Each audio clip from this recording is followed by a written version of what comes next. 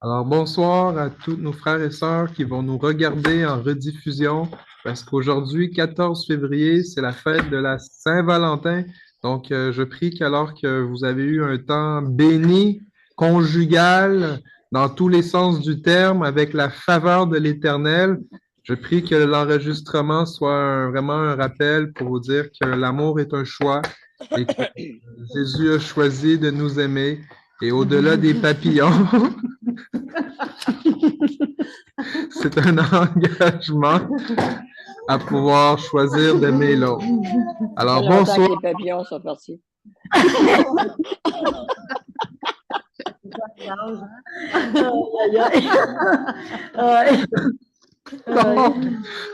Donc, au moins, L'amour est une décision.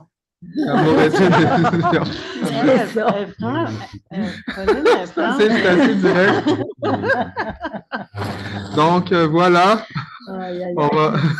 On va lire aujourd'hui chapitre 12 et je prie que Jésus, lui, il nous donne encore des papillons dans nos cœurs, peu importe les situations, les saisons de nos vies. Donc, je vais ouvrir avec un mot de prière et on va démarrer la Avez-vous quelque lecture. chose pour les personnes seules? Oui, ben voilà. Aïe, aïe, aïe. La parole pour les personnes seules va venir durant la lecture. Aïe, aïe, OK? aïe. Donc, restez attentifs. Parce que c'est vrai. Puis je compatis, hein. En ce moment, je vis la solitude. Sauf que, ben voilà, c'est moi, ma solitude est temporaire par la grâce de Dieu. Mais au moins, je vais vous dire que, ben voilà, confession. Jésus travaille mon cœur pour dire, comment ça, mon fils? En fait, il parle pas comme ça. Il dit, mon fils, maintenant, tu comprends davantage les gens qui sont seuls. Amen. Prends-en soin. Donc, Ouais, voilà. il vous a dit ça? Ouais, il m'a dit ça. Il m'a dit d'autres choses, là, mais là, c'est juste ce bout-là, je veux partager. Prends soin des gens seuls. Wow. C'est Prends notre soin des meilleur gens seuls. Saint-Valentin, pour moi. Ah. Yeah!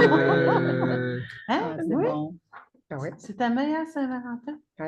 Jésus, c'est mon meilleur Valentin. Voilà. Yeah. Une confession de foi. Non, témoignage. Oui. Alors, on va prier, puis on va commencer la lecture. Aïe, aïe, aïe. Ça me fait rire. Oh, Père éternel, merci pour ta présence. Merci, Jésus, parce que c'est toi l'amoureux de nos vies. Toi, le bien-aimé. C'est toi qui nous a aimés le premier pour que nous t'aimions. Merci, Seigneur, parce que tu nous aimais même avant qu'on te connaisse. Tu nous aimais même quand nous étions des ennemis de Dieu par nos modes de vie, par notre incrédulité, par notre rébellion. Tu nous aimais. Tu as choisi de nous aimer quand nous étions, c'est ça, perdus, brisés. Alors, Père, merci d'avoir démontré ton amour en donnant Jésus. Je te demande, Père, alors que ce soir, c'est oui, soirée de la Valentin, Seigneur, mais c'est aussi un temps de savourer Jésus, d'avoir un face-à-face avec toi, puis que, Seigneur, nos vies soient tellement touchées qu'on ne soit plus les mêmes. Alors, merci de nous rencontrer ce soir, alors que nous sommes assemblés en ton nom. Alors, pour la gloire de ton nom, Père, j'ai prié. Amen. Amen. Donc, on va commencer avec Muriel. Ensuite, on va après Adrienne, après Christelle.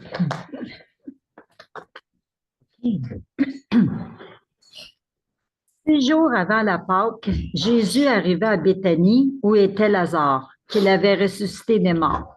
Là, on lui fit un souper. Marthe servait et Lazare était un de ceux qui se trouvaient à table avec lui. Marie, ayant pris une livre de parfum de nard pur de grand prix, oignit les pieds de Jésus et elle les essuya les pieds avec ses cheveux.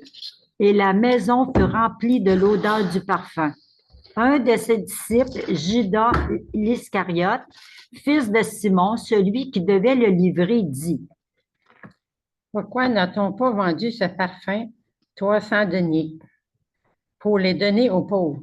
Il disait cela non parce qu'il se mit en peine des pauvres, mais parce qu'il était voleur et que, tenant la bourse, il permet ce qu'on y mettait. Mais Jésus dit, laisse-la garder ce parfum pour le jour de ma sépulture. Vous avez toujours les pauvres avec vous, mais vous ne m'avez pas toujours. Une grande multitude de Juifs apprirent que Jésus était à Béthanie, et ils le vinrent non pas seulement à cause de lui, mais aussi pour voir Lazare, qu'il avait ressuscité des morts. Les principaux sacrificateurs délibérèrent de le faire mourir aussi, Lazare, parce que beaucoup des Juifs se retiraient d'eux à cause de lui et croyaient en Jésus.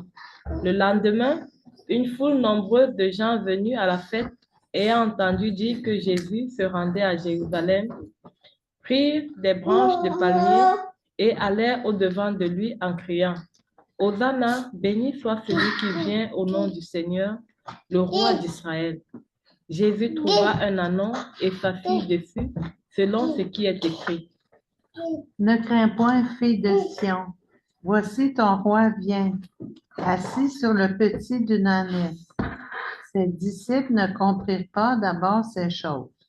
Mais lorsque Jésus eut été glorifié, il se souvint qu'elles étaient écrites de lui et qu'il les avait accomplies à son égard. Tous ceux qui étaient avec Jésus, quand il appela Lazare du sépulcre et le ressuscita des morts, lui rendaient témoignage. Et la foule vint au-devant de lui parce qu'elle avait appris qu'il avait fait ce miracle. Les pharisiens se dirent donc les uns aux autres, vous voyez que vous ne gagnez rien? Voici, le monde est allé après lui. Avec le grec du nombre de ceux qui étaient montés pour adorer pendant la fête s'adressait à Philippe de Bethsaïda en Galilée et lui dit avec insistance, Seigneur, nous voulions voir Jésus. Philippe alla le dire à André, puis André et Philippe le dirent à Jésus. Jésus leur répondit, l'heure est venue où le Fils de l'homme doit être glorifié. En vérité, je vous le dis, le grain de blé qui est tombé en terre ne meurt, il reste seul, mais s'il meurt, il porte beaucoup de fruits. Celui qui aime sa vie la perdra, et celui qui hait sa vie dans le monde la conservera pour la vie éternelle. Si quelqu'un me sert, qu'il me suive, et là où je suis, là aussi sera mon serviteur. Si quelqu'un me sert, le Père l'honorera. Maintenant, mon âme est troublée. Et que dirais-je? Père, délivre-moi de cette heure.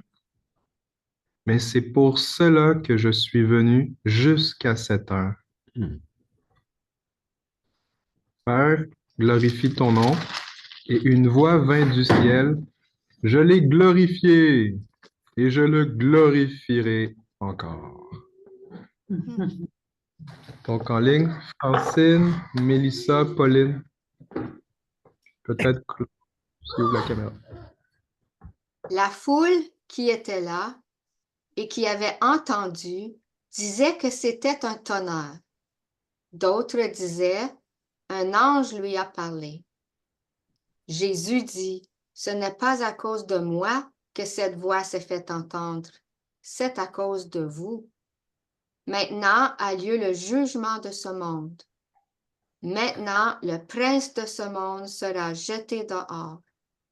Et moi, quand j'aurai été élevé de la terre, j'attirerai tous les hommes à moi. En disant cela, Jésus montre comment il va mourir. La foule lui répond, dans les livres de la loi, nous avons appris que le Messie vivra pour toujours. Alors comment peux-tu dire, on doit placer le Fils de l'homme en haut? Ce Fils de l'homme, qui est-ce? Jésus leur dit, la lumière est encore avec vous pour un peu de temps. Marchez pendant que vous avez la lumière. De cette façon, la nuit ne vous surprendra pas. Celui qui marche dans la nuit ne sait pas où il va. Pendant que vous avez la lumière, croyez en la lumière, ainsi vous apprendrez appartiendrez à la lumière. Après que Jésus a dit cela, il s'en va et il se cache loin de la foule. Malgré tant de miracles qu'il avait faits en leur présence, ils ne croyaient pas en lui, afin que s'accomplisse la parole qu'Ésaïe le prophète a prononcée. Seigneur, qui a cru à notre prédication? Et à qui le bras du Seigneur a-t-il été révélé? Aussi ne pouvait-il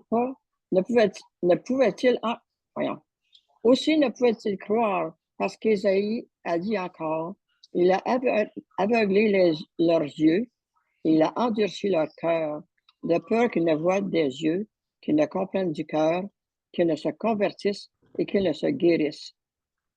Ésaïe dit ces choses lorsqu'il vit sa gloire et qu'il parla de lui.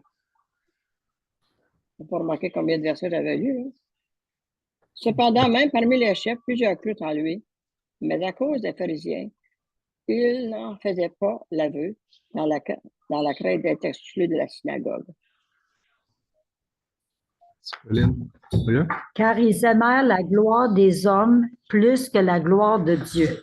Or, Jésus s'était écrié, celui qui croit en moi, croit, non pas en moi, mais en celui qui m'a envoyé. Et celui qui me voit celui qui m'a envoyé. Je suis venu comme une lumière dans le monde, afin que quiconque croit en moi ne demeure pas dans les ténèbres. Si quelqu'un entend mes paroles et ne les garde point, ce n'est pas moi qui le juge, car je suis venu non pour juger le monde, mais pour sauver le monde. Celui qui me rejette et qui ne reçoit pas mes paroles, ce sont mes paroles à son juge.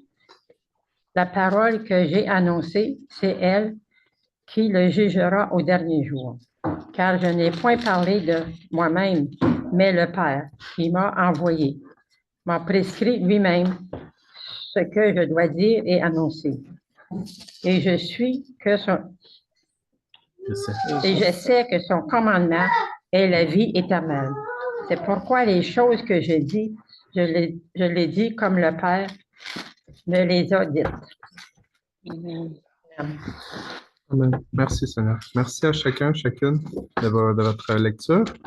Puis nous sommes dans le chapitre 12. Donc on va aller à une première section. On va aller voir Jésus qui était à un souper. Donc il était à un souper spécial où est-ce que Jésus est avec Marie, Marthe, Lazare. Donc vous vous souvenez dans le chapitre 11, Jésus a ressuscité de la mort Lazare. Donc, c'est assez quelque chose comme... Déjà, quand les gens n'avaient jamais vu un aveugle né de naissance retrouver la vue, ben, de voir quelqu'un mort, pas juste après une journée, ou 2 ou 3, mais 5 jours. Donc, c'était quelque chose de majeur. Donc, pour vous donner un contexte dans le chapitre 11, c'est que pour les Juifs, dans leur compréhension, quand quelqu'un meurt, l'âme de la personne reste environ 3 jours de temps après sa mort. Hein? Donc, après, Ouais. pour les Juifs, c'est ça qu'ils croyaient. Ils croyaient. Oui. Ils croyaient que l'âme restait là. Donc, quand tu priais pour ressusciter quelqu'un de la mort, ben, l'âme n'était pas allée encore dans le séjour des morts, dans le monde souterrain. Donc, après 3 jours, à ce moment-là, ben, l'âme est partie. Donc, à part si c'est Dieu lui-même qui ramène un mort, mais bien, c'est pas possible. Donc, quand Jésus a attendu qu'il n'était pas juste malade, même pas juste mort, mais vraiment mort, c'est là qu'il est allé. Juste pour être sûr que les gens ils comprennent que ben qui est avec eux là. C'est qui est là. Donc Jésus fait le miracle pour le bien de leur foi à eux. Mais ça représente aussi ce que Jésus s'apprête à vivre. Donc Jésus sait qu'il arrive à la fin de sa vie. Il est sur le point d'arriver au point où il va être élevé. Il va être crucifié. Donc, à ce moment-là, quand Jésus le ressuscite, eh bien là, ça fait comme tollé. C'est comme, OK, le gars fait trop de miracles. Il en fait trop. Donc là, on doit poser une dernière action. Il faut qu'on l'arrête. Et c'est comme ça que le chapitre 12 commence. Jésus arrive 6 jours avant la Pâque. 6 jours avant la Pâque signifie 6 jours avant qu'il soit crucifié. Parce que la Pâque, c'est le jour où est-ce qu'on va sacrifier l'agneau de Dieu. Pas juste l'agneau de Dieu, mais l'agneau à chaque année, on le fait à Pâques. Donc, Jésus, quand il va être sacrifié à la croix, c'est le même moment où normalement, ils vont sacrifier l'agneau animal pour amener le sang. Ça se passe en même temps. Donc là, on a la vraie Pâque qui s'en vient. Le jour où est-ce que Dieu va une fois pour toutes régler l'histoire du péché, il va pardonner les péchés avec l'offrande du sang de Jésus. Donc, 6 jours avant ce jour ultime, Jésus arrive à Béthanie, où était Lazare qu'il avait ressuscité des morts. Donc là, on voit que Jean, quand il écrit l'évangile de Jean, il est déjà en train de nous préparer qu'à la mort de Jésus, il y a une résurrection qui s'en vient. Donc, c'est vraiment ce thème-là où est-ce que là, on observe que quand on parle de la mort de Jésus, il faut inclure la résurrection de Jésus. Parce que s'il y a mort de Jésus, oui, il y a pardon, mais il n'y a pas vie éternelle. Dans le fond, la résurrection de Jésus confirme que Dieu a reçu le sacrifice comme étant un sacrifice qui est digne, qui est pur, qui est... wow, c'est vraiment une bonne odeur. Donc, c'est là où Jean va écrire mort de Jésus, mais il y a une résurrection. Alors, il y a un souper. Et à ce souper, Jésus est avec ses disciples. C'est un souper traditionnel qu'il y a entre, normalement, il y a des festivités qui se passent. Et Marthe sert, comme d'habitude. Et Lazare est là. Et Marie fait quelque chose d'extraordinaire. Dans les autres évangiles, Jésus va dire que qu'est-ce qu'elle a fait, ça doit être raconté à chaque fois que l'évangile est prêché. Pour vous faire réaliser, c'est super important ce que Marie a fait. Marie, vous connaissez la première histoire, elle a acheté un parfum de grand prix, puis là-dessus, elle a lavé les pieds de Jésus, puis elle a pris ses cheveux. Et ça sentait partout dans le parfum. Donc, il y a eu plein de prédications là-dessus, normalement, que vous avez entendues, mais voici là où j'attire votre attention. C'est que Marie a une connaissance de Jésus qui est plus intime que les disciples de Jésus. Parce qu'elle, elle savait que Jésus allait se faire crucifier. Tandis que les disciples, ils ne comprenaient pas encore qu'est-ce qui se passe. C'est pour ça que tantôt, verset 16, on a lu, les disciples ne comprirent pas d'abord ces choses, mais lorsque Jésus eut été glorifié, ils se souvinrent qu'elle était écrite de lui. Bref, c'est que chaque disciple a son processus de foi. Qu'est-ce que ça nous dit? C'est qu'on ne croit pas toutes en même temps. Puis là où est-ce qu'on est rendu dans notre foi, on n'est pas là, on n'est pas tous au même endroit. Et c'est là qu'on réalise l'évangile de Jean, c'est que Marie est rendue quelque part, l'apôtre Jean est rendu quelque part, Pierre est rendu quelque part, Judas est rendu quelque part, et c'est là l'encouragement que c'est pas le début d'une chose qui compte, mais c'est la fin. Et dans cette marche de foi, Marie, elle est plus avancée que les autres disciples, parce qu'elle a fait un sacrifice financier, je vous dirais même un sacrifice de réputation. Parce que dans ce temps-là, tu ne pouvais pas toucher les pieds d'un homme sans être marié avec, à part si tu étais un esclave. Donc, il y avait vraiment un aspect du contact homme et femme où est-ce que ça ne se faisait pas. Donc, c'est extravagant qu'est-ce qu'elle a fait. Même la deuxième chose, ça dit qu'elle a essuyé les pieds de Jésus avec ses cheveux.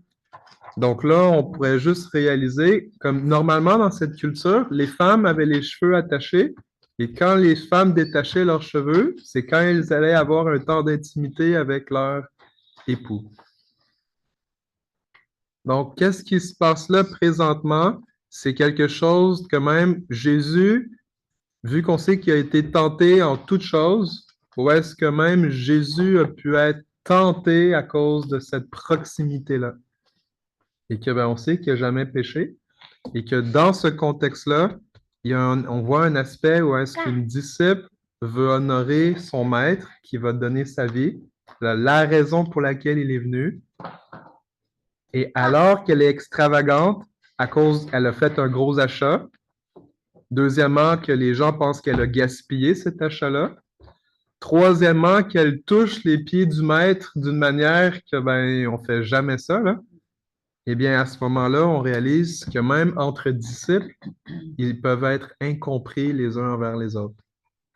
Que chacun, selon la révélation qu'ils ont de Jésus, ils vont agir d'une manière qui peut être incomprise des autres disciples. Et c'est ce qu'on voit de Judas.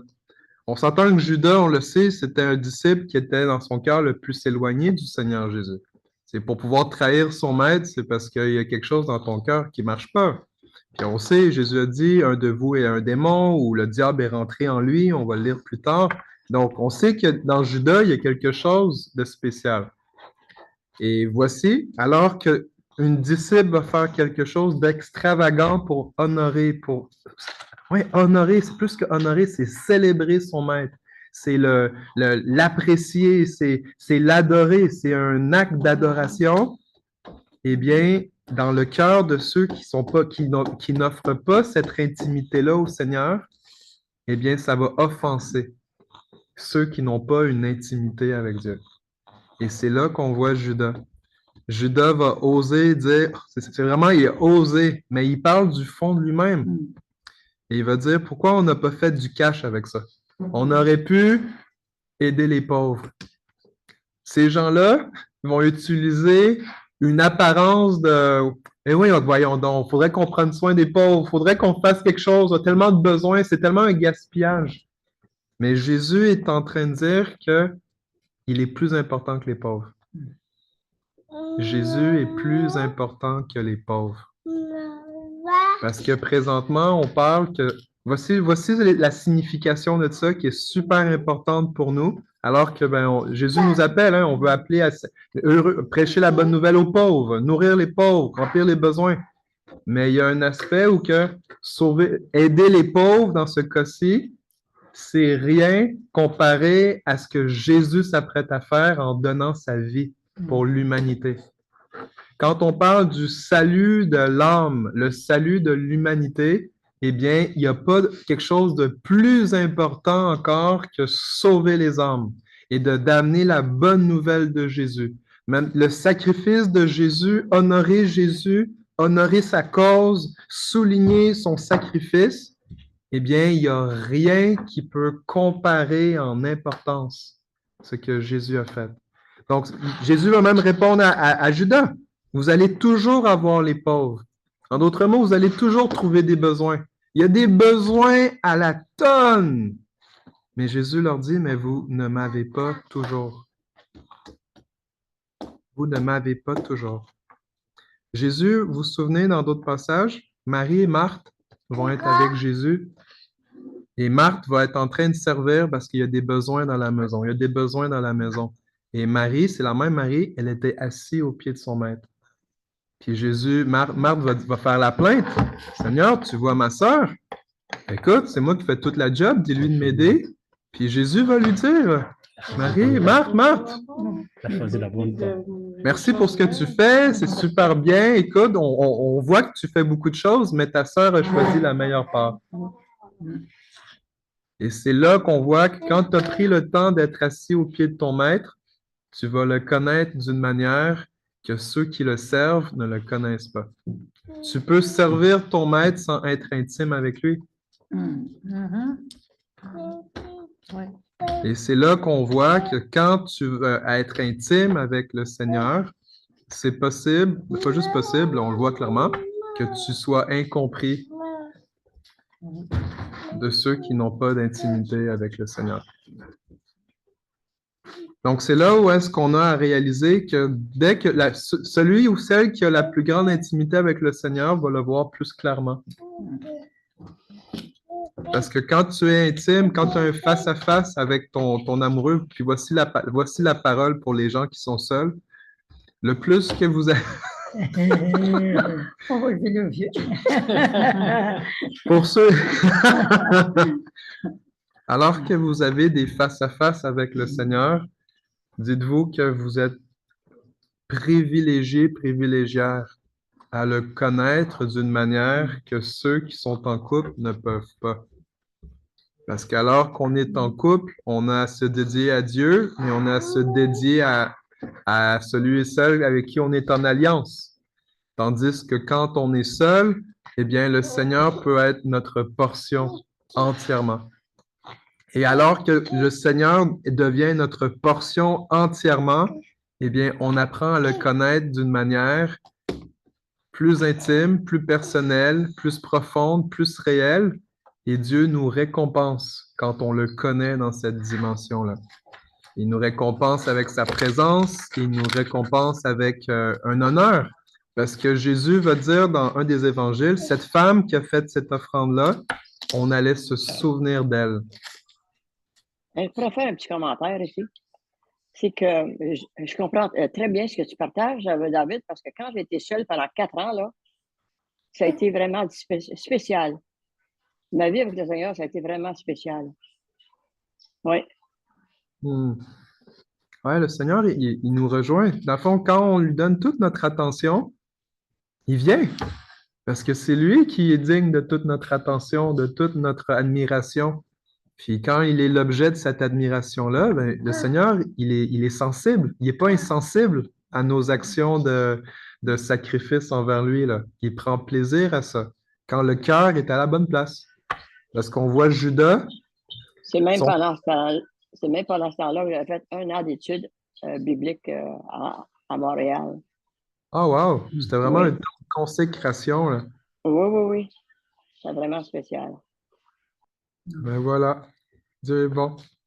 Dieu nous parle. Donc, mesdames et messieurs qui vivez la solitude, recevez cette parole. Ceux qui ont des oreilles entendent ce que je viens de dire.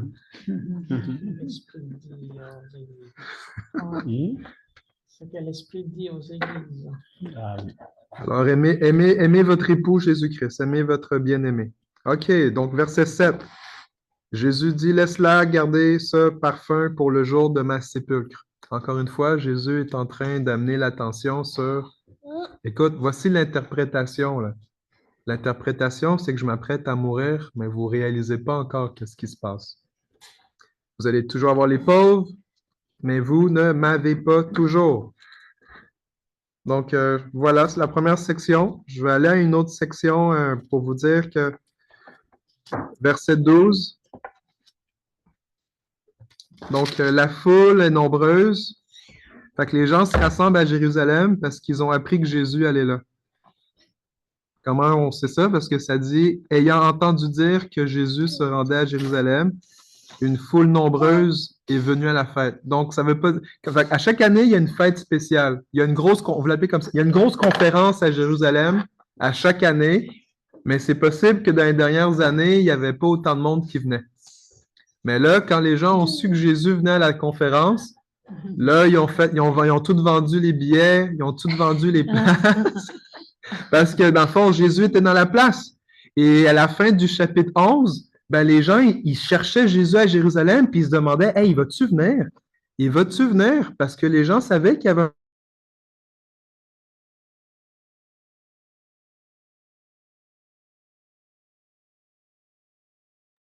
David? Pasteur David? Et là, ils se demandent, il va-tu venir? Oh, Mélissa, qu'est-ce qu'on a manqué? On a manqué tout ce que tu as dit parce que ça avait comme gelé. Non! Ah, wow! En plus, c'était super bon. Là. Je m'écoutais parler. Wow, moi, ça me gênait de m'entendre. On a juste manqué un petit bout après la conférence. Là. Tu disais que Jésus était une conférence. C'est comme une grosse conférence. Là, tout le monde le cherchait, courait après lui. Là. Dans le fond, quelques secondes. Fait que la grande conférence, si je prends le langage biblique, c'est une fête juive. OK? Donc, la fête juive, c'est les grandioses, les célébrations. Puis là, les gens, au chapitre 11, c'est que les gens ont commencé à arriver d'avance. OK? Ils se préparent, puis ils viennent se purifier, ça le précise. Parce qu'il y a des gens qui venaient à Pâques avant, mais ils venaient inconsciemment. C'est comme s'ils venaient juste faire le rituel, mais ils n'étaient pas là vraiment. Donc, les gens sont dans une démarche que, OK, cool. Les gens se sont vraiment préparés pour la venue du Messie. Donc, ils se préparent à venir à la conférence, puis les gens, ils se posent des questions si Jésus va venir. Je le redis pour vous en ligne. Parce qu'ils savent qu'il y a un complot. Donc, quand tu sais qu'il y a un complot sur ta vie, tu ne fais pas exprès. d'aller là où ils vont tuer ta vie, là. Même un exemple que j'ai pour vous dans contemporain, 1968, Martin Luther King Jr., ou même un petit peu avant ou après, quand John F. Kennedy, et dans le fond, quand tu fais une œuvre et que ça l'affecte le monde des hommes pour faire place au monde de Dieu, eh bien, à un moment donné, tu es conscient que ta vie est en danger et il semble que les gens, pas ils semblent. Martin Luther King Jr. savait que le jour qu'il se levait, sa journée s'en venait pour se faire tuer. Et même alors que les gens lui déconseillaient d'aller, puis il y avait des foules qui venaient, eh bien, il s'est fait assassiner. Même chose pour John F. Kennedy, puis même en passant, parenthèse, alors qu'ils sont en train de sortir les dossiers confidentiels des États-Unis, ben là, on commence à voir un peu plus, puis on voit l'étendue des complots. Parce que quand les gens ont la main sur un système, ben, ils ne veulent pas laisser aller facilement les gens qui sont sur leur emprise. Et ça, je reviens au texte biblique, c'est ça qui se passe présentement. Les chefs juifs ne veulent pas enlever leur emprise sur le peuple d'Israël parce qu'ils ont un bénéfice. Ils se font applaudir, tout le monde les regarde, les gens les écoutent, les gens font tout ce qu'ils leur demandent de faire, ils ont la réputation, ils sont dans le luxe parce qu'ils ils sont pris soin. Quoi d'autre? Qu'est-ce qu'ils font d'autre? Comme, c'est ça. Ils ont comme la grosse place, là. Ils ont les gros avantages. Et là, dans le fond, ils réalisent qu'ils sont en train de perdre de l'influence. Parce que maintenant, les yeux sont tournés vers ce Jésus qui fait des miracles et qui semble être le Messie. Il semble être l'élu de Dieu. Il semble être le nouveau roi d'Israël. Et là, au lieu d'accueillir ce roi-là, ce Christ-là, ce Messie-là, parce qu'ils ne veulent pas perdre ce qu'ils ont, eh bien, ils vont faire complot.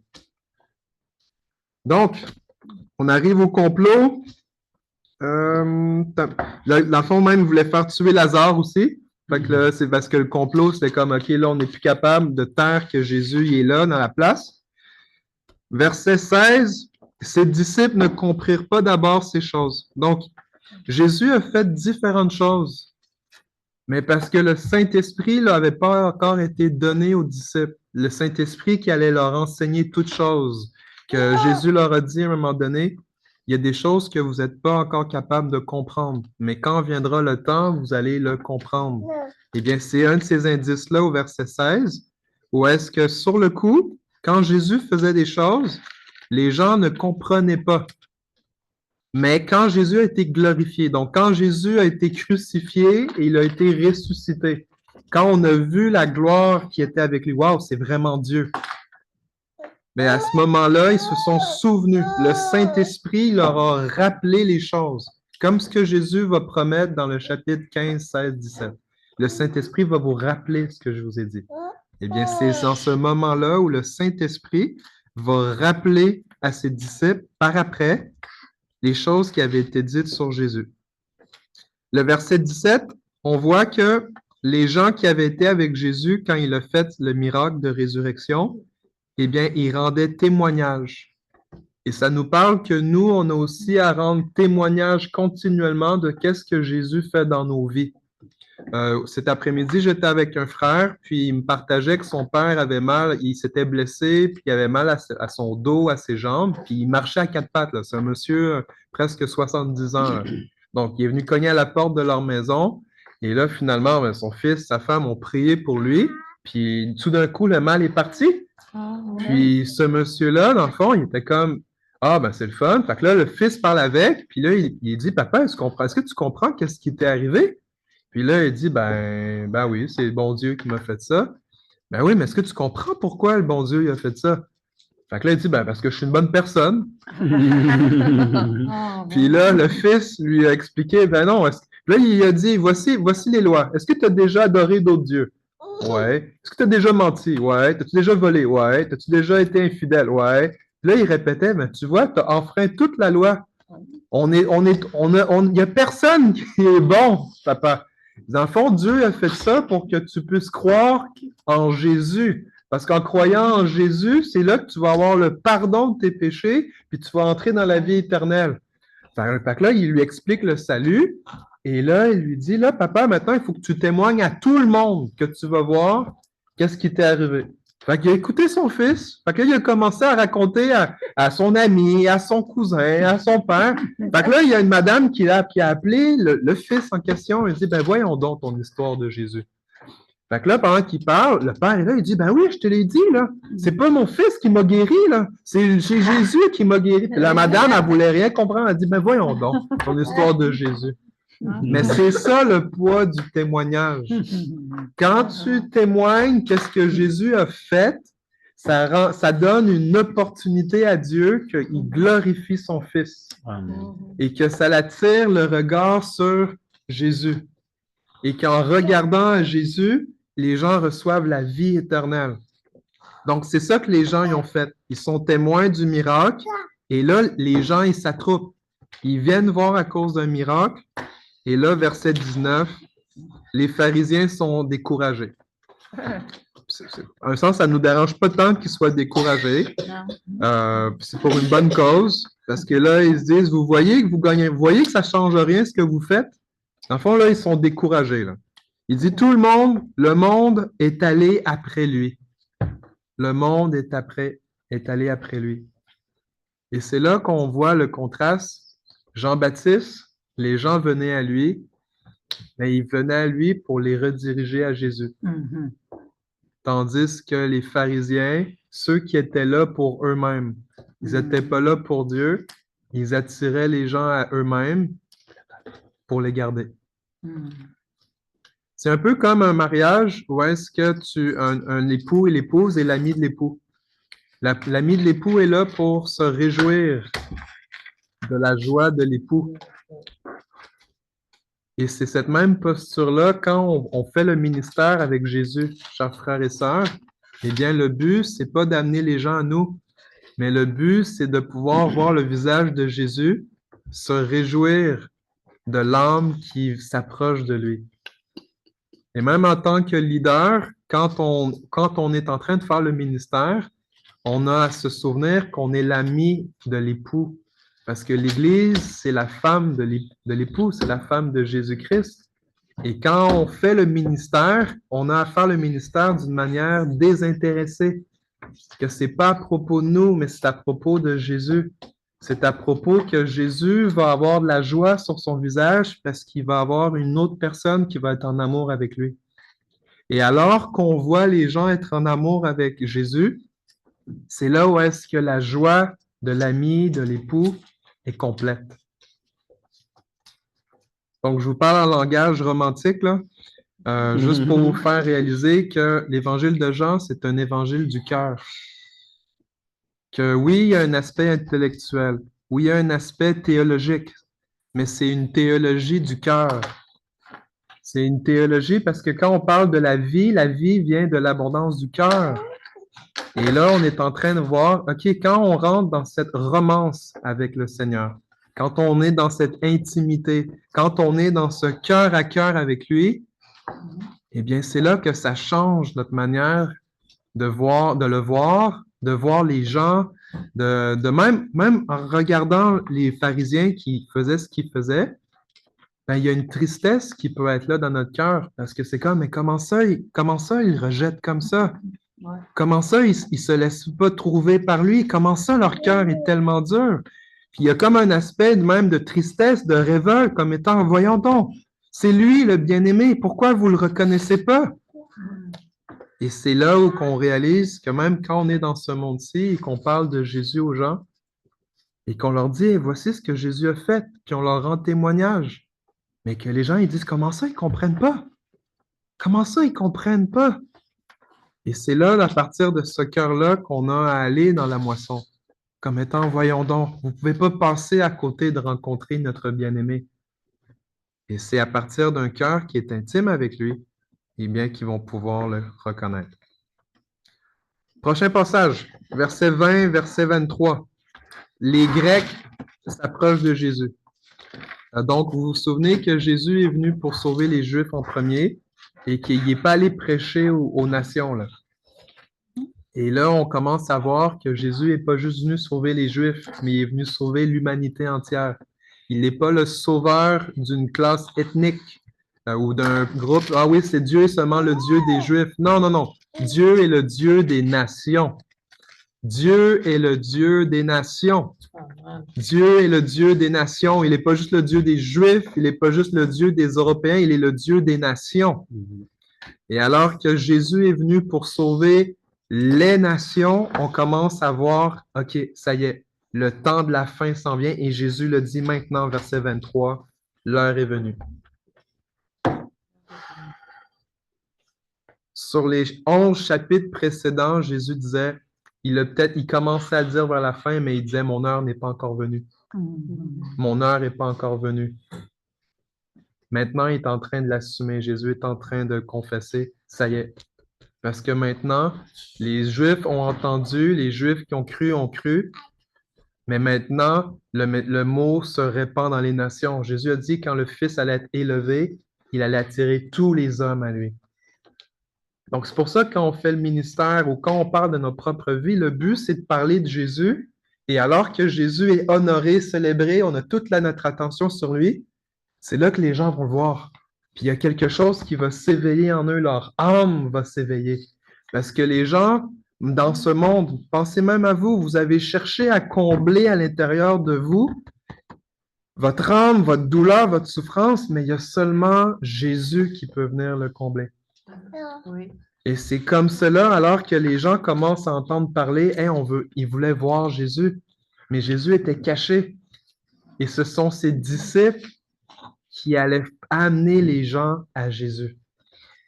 Et Jésus leur a répondu, l'heure est venue où le Fils de l'homme sera glorifié. Et là, il va dire quelque chose de magnifique, une autre chose magnifique. En vérité, je vous le dis, verset 24. Si le grain de blé qui est tombé en terre ne meurt, il reste seul. Mais s'il meurt, il porte beaucoup de fruits. Donc, il parle de sa mort. Il parle de son enterrement. Mais il parle d'un enterrement parce qu'il croit à la promesse que Dieu va le ressusciter. Et pensez-y, Jésus était Dieu 100%, 100% homme, mais dans son humanité, Jésus a été tenté en toutes choses. Il a été tenté de douter de la promesse de Dieu. Comme, est-ce que vraiment Dieu va me ressusciter? Est-ce que vraiment Dieu va venir me ressusciter? Et ça, c'est l'humanité. Ouais, c'est l'humanité de Jésus qui est en train d'être testée, éprouvée. Parce que là, il est en train de prendre conscience de la souffrance qui s'en vient. Puis cette souffrance-là, c'est pas juste les clous dans les mains, là. C'est pas juste le fouet sur son dos, c'est pas juste la couronne d'épines, c'est le rejet de ses amis. C'est l'incompréhension de tout le monde. C'est le fait qu'il est venu se donner à ces gens-là et ces gens-là, ils n'ont rien compris. Et c'est ça que Jésus commence à réaliser de plus en plus. Et c'est pour ça qu'il veut leur dire, voici le message de l'Évangile. Celui qui aime sa vie la perdra. Et celui qui hait sa vie dans ce monde la conservera pour la vie éternelle. Et là, Jésus est en train de dire, si vous vous affichez avec moi, vous allez rester en vie pour toujours. Mais si vous refusez de vous afficher avec moi, si vous refusez de vous identifier à moi, bien à ce moment-là, parce que vous allez aimer votre vie, vous allez la perdre. Et là, il continue, verset 26, « Si quelqu'un me sert, qu'il me suive. » C'est possible de servir le Seigneur sans vouloir le suivre, sans vouloir calculer le coût. Et Jésus est en train de parler, ça va vous coûter toute votre vie. C'est pour ça que Jésus précise, si quelqu'un me sert, qu'il me suive, qu'il prenne mon modèle, qu'il prenne mon exemple, qu'il adopte mes manières dans sa propre vie. Et là où je suis, là aussi sera mon serviteur. Et là, le Seigneur est en train de commencer à parler du Saint-Esprit. Parce que Jésus a dit, je m'en vais, mais je vais vous envoyer un consolateur. L'Esprit Saint, c'est l'Esprit de Jésus. Donc là, on est en train de voir le Père, le Fils et le Saint-Esprit qui sont en train d'être à l'œuvre pour le bien de l'humanité. C'est une chose de croire l'Évangile, mais c'est une autre chose après de marcher dans les marches de son Seigneur Et la promesse, c'est alors qu'on va marcher à sa suite, alors qu'on va être en train de suivre son exemple, eh bien, il va avoir sa présence avec nous. Et sa présence va venir nous encourager. Sa présence va venir nous amener à être en communion avec lui. Et si quelqu'un me sert, le Père l'honorera. Donc, Jésus a cette grosse instruction qui est là, mais voici dans son moment de faiblesse, il va dire, mais maintenant, mon âme est troublée. Mon âme est troublée. Or, l'âme de Jésus aussi peut être troublée. Ça t'arrive aussi que ton âme soit troublée? Moi, ça m'arrive. Mais c'est là où je me souviens que c'est arrivé à Jésus aussi et que Jésus me comprend. Jésus te comprend. Parce que Jésus, il a été rendu pareil à nous parce que pour être un grand prêtre sacrificateur, il fallait qu'il soit capable d'avoir compassion de ceux qui l'aident. C'est pour ça qu'il a été testé en toutes choses, sans jamais pécher.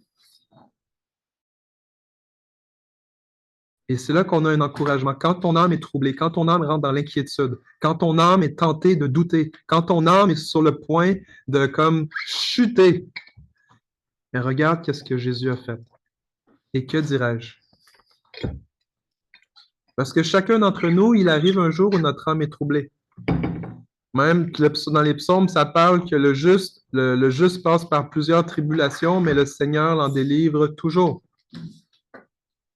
Même Paul va dire que ceux qui s'attachent à Dieu vont souffrir dans ce monde. Donc, c'est inévitable. Mais voici comment on a à se positionner. Quand cette souffrance vient, on se souvient de Jésus qui dit, « Que dirais-je? Père, délivre-moi de cette heure. » En d'autres mots, Seigneur, est-ce que je fais ma volonté ou la tienne? Mais c'est pour cela que je suis venu jusqu'à cette heure. Père, glorifie ton nom. En d'autres mots, ça ressemble à la prière de Jésus, Seigneur, si cette coupe peut s'éloigner de moi, mais si elle ne peut pas, que ta volonté soit faite et non la mienne. Donc, quand on est dans un moment où notre âme est troublée, il y a la manière, est-ce que je vais répondre, réagir comment Jésus y réagit, ou je vais réagir à ma manière ou aux manières de ce monde? Ça, c'est suivre Jésus. C'est suivre Jésus dans nos réactions, dans nos comportements. Et ça implique qu'on a à renoncer à nous-mêmes, à renoncer à notre vie. Renoncer à notre vie, c'est renoncer à comment les choses sont faites normalement dans ce monde. Et quand je renonce à ma vie, c'est pour recevoir la manière comment Jésus, lui, réagit. Ça, c'est suivre le Seigneur. Mais ça implique une souffrance. Et Jésus nous parle que quand on rentre dans ce chemin-là et qu'on prie cette prière, Seigneur, glorifie ton nom, alors que je renonce à moi-même, eh bien, on peut s'attendre à ce que le Père nous honore, que le Père réponde à cette prière et qu'il fasse comme ce qu'il a fait. Je l'ai glorifié, je le glorifierai encore, parce que ça va servir de témoignage pour les gens qui nous entourent. Comment est-ce que je peux vous affirmer cela? C'est que la foule qui était là a entendu. Ils ont entendu la voix de Dieu. Ils ont entendu un son. Ils ont entendu un témoignage. Ils ont entendu le son d'un témoignage de Dieu parce qu'ils n'ont pas reconnu la voix. Parce que certains entendaient un tonnerre, d'autres pensaient que c'était un ange. Donc, encore une fois, notre intimité avec le Seigneur va nous permettre de mieux entendre sa voix. Le plus que je suis déconnecté de Dieu, je vais entendre le son. J'entends le son, mais je n'entends pas les mots. Ouais, c'est bon. J'entends le son de Dieu, mais je n'entends pas sa parole. Mhm. Et le plus qu'on est intime avec lui, le plus qu'on a cette communion-là, le plus qu'on a appris à le suivre, à l'obéir, c'est là où est-ce qu'on a renoncé à la surdité de ce monde pour avoir nos oreilles spirituelles pour reconnaître sa voix. Et voici la raison pourquoi Dieu se manifeste. Jésus va dire, ce n'est pas à cause de moi que cette voix est entendue, mais c'est à cause de vous. c'est pour le bien de votre foi. Parce que Jésus, là, il connaît la voix de son Père, il connaît Dieu, lui, il n'a rien à prouver à personne, mais c'est pour le bénéfice de les aider à croire en lui, parce qu'ils n'arrivent pas à croire en lui. Donc, on continue, verset 32. Enfin, il dit qu'il y a un jugement qui s'en vient parce que il s'apprête à détrôner le diable, à reprendre la clé sur l'humanité. Et moi, quand j'aurai été élevé de la terre, j'attirerai tous les hommes à moi. En parlant ainsi, il indiquait de quelle mort il devait mourir. Donc, pour les Juifs, quand tu dis « je vais être élevé de la terre » ou « Jean-Claude va être élevé »,« Brigitte va être élevée », pour eux, ça voulait dire qu'il allait se faire crucifier. C'était le langage de l'époque. Donc, quand on chante dans nos chants « Jésus soit élevé », c'est pas le même élevé qu'eux, dans le fond, là. Pour nous, élevé veut dire, Seigneur, on veut te magnifier, on veut t'honorer, on veut te rendre gloire, on veut t'adorer. Puis, en un sens, c'est vrai. Mais le sens pour eux, quand quelqu'un va être élevé, c'est quand tu es crucifié sur le bois pour mourir. Ça, c'est leur langage. C'est pour ça qu'ils vont répondre à Jésus, la foule, nous avons appris par la loi que le Christ demeure éternellement. Comment donc, dis-tu, il faut que le Fils de l'homme soit élevé? Fait que par leurs questions, on voit qu'ils comprennent qu'ils savent le Messie n'est pas supposé mourir. Le Messie est supposé rester en vie. Fait que pourquoi tu es en train de dire que tu vas mourir? C'est parce qu'ils n'ont pas compris encore. Ils n'ont pas compris encore que Jésus, c'est lui le Messie. Mais ils ne comprennent pas comment... Voici ce qu'ils sont en train de faire là. Je vais vous le redire. Verset 34. Nous avons appris par la loi. Donc, dans la Bible, on a appris que le Christ va toujours vivre. Le Christ demeure éternellement. Puis, si vous regardez dans vos petites notes, il y a au moins 1, 2, 3, 4, 5, 6, 7, 8, 9 passages dans l'Ancien Testament où est-ce qu'il parle de ça. Dieu va promettre à David, ton descendant va être assis sur un trône éternellement. Le royaume va demeurer éternellement. Et son trône va être établi éternellement. Donc, toutes ces phrases-là de éternel, ça parle du Christ, ça parle du Messie, le descendant de David. Alors, les Juifs vont dire, pourquoi d'abord dans la Bible, ça dit qu'il va toujours demeurer si toi tu dis que tu vas mourir? Coudonc, c'est-tu toi le Messie? C'est ça que ça veut dire leur question. Quand ils vont dire, comment donc dis-tu, il faut que le Fils de l'homme soit élevé? Qui est-ce, ce Fils de l'homme? Fait que pour eux, c'est pas clair. Ils n'ont pas compris encore que c'est lui le Messie. Ils sont encore aveuglés. Ils ont vu, dans le fond, ils ont vu des miracles, mais les miracles n'ont pas porté fruit dans leur vie parce qu'ils n'ont pas cru que c'est lui le Messie. C'est lui Dieu. Donc, tu peux voir les miracles, tu peux voir les signes. Ils ont même entendu le son de la voix de Dieu, mais ils étaient aveuglés. Ils n'ont rien compris. Et c'est là que Jésus va leur dire, la lumière... Fait que Jésus leur répond. Il est en train de leur dire, c'est moi le Fils de l'homme. Il dit, la lumière est encore pour un peu de temps au milieu de vous. La lumière, c'est un synonyme du Messie, d'un être surnaturel qui va venir amener la lumière pour éclairer les nations, pour les faire sortir des ténèbres, pour les faire sortir de l'ignorance, pour les faire sortir de la mort. Donc, la lumière, c'est pas juste la lumière du soleil. C'est la lumière de Dieu, c'est une personne. Fait que Jésus est encore en train de leur dire, il leur rend témoignage. Le Fils de l'homme, je suis la lumière, je suis là pour un peu de temps encore. Marchez, donc suivez-moi, reconnaissez-moi pendant que vous avez la lumière, afin que les ténèbres ne vous surprennent point. Celui qui marche dans les ténèbres ne sait où il va. Pendant que vous avez la lumière, croyez en la lumière, afin que vous soyez des enfants de lumière. En d'autres mots, croyez en moi. Comme ça, vous deviendrez vraiment des enfants de Dieu. Et on va conclure avec... Je vais avoir presque fait une étude au complet, là. Vu que c'est la Saint-Valentin, Est-ce que vous me laissez continuer un petit peu? Oui. Prendre votre pouls? Écoute, on parle. Question. Oui. La lumière est partie quand Jésus est parti, il est mort, mais elle est revenue quand le Saint-Esprit est venu. Oui. Ouais. Mais c'est une lumière qui n'est pas atteignable par les hommes. Dans le fond, il faut que tu ailles pour accéder à la lumière de Dieu, tu as besoin que tes yeux s'ouvrent. Puis comment tes yeux s'ouvrent? C'est en croyant que Dieu a envoyé Jésus puis que tu nais de nouveau. C'est comme ça qu'on devient un enfant de la lumière. Paul va dire dans Colossiens que Dieu habite dans une lumière inaccessible. Même une dernière chose dans Genèse, quand Dieu a dit que la lumière soit, et la lumière fut, ben, le soleil n'avait pas été créé encore. Donc, quand on parle de lumière et de ténèbres, on ne parle pas de la lumière du soleil, on ne parle pas des choses de ce monde, parce qu'il y a une lumière qui n'est pas la lumière du soleil.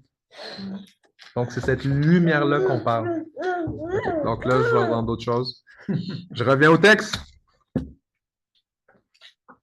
En fond, voici ce que ça parle. Ça parle que Jésus, son origine, elle est éternelle. Il était là dès le commencement. Comme la parole était au commencement, la parole était avec Dieu, la parole était Dieu. Il est la vraie lumière qui éclaire les hommes. Donc, on parle de cette vie-là. OK, je reviens au texte. Donc là, on va vivre un moment triste ensemble. Est-ce qu'on peut dire triste ensemble? Triste. Triste. Jésus a dit les choses, puis il est parti, puis il s'est caché d'eux. Et c'est la dernière fois que Jésus va se présenter à eux. C'est la dernière fois avant qu'il se fasse arrêter dans le jardin, parce qu'après ça, il va avoir le dernier repas avec ses disciples, il va avoir le long discours, il va parler du Saint-Esprit qui va venir, puis là, il commence à dire à ses disciples, je m'en vais, je vais me faire tuer, puis là, ils vont être bien tristes. Donc là, on est en train de lire la dernière apparition de Jésus après qu'il ait fait tous les miracles, tous les signes, tout enseigné. Il est arrivé à la fin, là. Et là, voici ce qui se passe. Verset 37. Malgré tant de miracles qu'il avait faits en leur présence, ils ne croyaient pas en lui. Afin que s'accomplisse la parole qu'Ésaïe le prophète a prononcée. Seigneur, qui a cru à notre prédication? À qui le bras du Seigneur a-t-il été révélé? Le bras du Seigneur, c'est Jésus. Le bras du Seigneur, ça signifie la puissance de Dieu. Donc, à qui le bras du Seigneur a-t-il été révélé? Donc, je saute au verset 41. C'est qu'Ésaïe, quand il a eu sa rencontre avec le Dieu très saint, là, quand il a dit, j'ai vu le Seigneur assis sur son trône élevé, le pan de sa robe remplit le temple. Et là, le Seigneur dit, qui va y aller pour nous? Et là, il dit, Seigneur, je ne suis pas digne d'être là, mes lèvres sont des lèvres impures. Il va purifier ses lèvres. Dans le fond, il est en train d'avoir une vision de Jésus. Et c'est après ça que Jésus va poser, qui va y aller pour nous? Puis c'est ça qu'il est en train de dire. Ésaïe a dit ces choses, verset 41, lorsqu'il vit sa gloire. Ésaïe a contemplé la gloire de Jésus. Ah, c'est dans ce contexte. C'est ce contexte-là. Ah. Et qu'il parla de lui. C'est le contexte. Ésaïe a vu. Fait que quand vous allez, mettons, je donne un exemple. Si vous rencontrez des témoins de Jéhovah, dans leur Bible, ils ont modifié plein d'affaires pour comme faire en sorte que Jésus, c'est pas le Messie. Mais ce bout-là, ils l'ont pas changé. Parce qu'ils ne comprennent pas la parole de Dieu. Fait que quand vous rencontrez un témoin de Jéhovah, vous allez voir dans ce passage-là, puis vous lui demandez, Ésaïe, il parle de la gloire à qui à ce moment-là? Puis à ce moment-là, il dit, il voit la gloire de Dieu. Dans le fond, Ésaïe est en train de déclarer Jésus est Dieu. Fait que ça, parenthèse, ça c'est un truc d'évangélisation si vous rencontrez un témoin de Jéhovah. Après ça, ils ne savent pas quoi dire, parce qu'ils ont appris leur réponse par cœur. Tandis que vous avez l'Esprit Saint, donc vous avez une source intarissable de révélation. OK. Donc, verset 39. Aussi ne pouvaient-ils croire, parce qu'Ésaïe a dit encore, il a aveuglé leurs yeux, il a endurci leur cœur, de peur qu'ils ne voient des yeux, qu'ils ne comprennent du cœur, qu'ils ne se convertissent et que je ne les guérisse. Donc là, on pourrait dire Dieu est injuste. Comment ça, Dieu les a aveuglés? C'est parce qu'en les aveuglant, Jésus allait les pardonner, mais Dieu allait pardonner aussi l'aveuglement de toutes les nations. Israël a mis... C'est comme si Israël a péché plus que les nations, de toutes les nations. Okay? Ça, c'est pour ça que Dieu avait rejeté Israël dans l'Ancien Testament. Mais en les rejetant, ça permettait qu'en les pardonnant, Dieu puisse pardonner tous les peuples. Donc, l'aveuglement d'Israël, en rejetant Dieu, c'était vraiment le péché ultime, mais en pouvant les pardonner, il allait pouvoir pardonner toute l'humanité. Et c'est pour ça qu'ils étaient aveuglés pour un temps. Parce qu'après ça, quand ils allaient comprendre, voici la Pentecôte. À la Pentecôte, qu'est-ce qui s'est passé? Ils ont entendu le message, le Saint-Esprit est là, puis il y en a 3000 Juifs qui deviennent croyants. Je pensais que c'est parce qu'ils avaient choisi délibérément de ne pas croire. Certains oui, certains non. Okay. C'était pour un temps. Ah. Pour un temps, pourquoi? Parce qu'à un moment donné, quand Paul va arriver à Jérusalem à la fin des Actes des Apôtres, Jacques, le frère de Jésus, qui est rendu le chef de l'Église à Jérusalem, va lui dire, « Frère, maintenant l'Évangile a fait du chemin parmi nous. Plusieurs pharisiens et prêtres sacrificateurs ont cru en la bonne nouvelle. » Ça, c'est Actes des Apôtres, chapitre 25-26, avant son arrestation. Fait que là, je vous résume beaucoup de bouts de Bible. C'est juste parce qu'on a la Bible. C'est comme eux, ils ne l'avaient pas dans le temps. Là. Fait qu'eux, ils vivaient l'histoire au fur et à mesure. Fait que là, Jean, il nous donne un commentaire. Mais verset 42. Puis c'est avec ça qu'on va conclure pour pouvoir prier ce soir. Cependant, même parmi les chefs, plusieurs crurent en lui.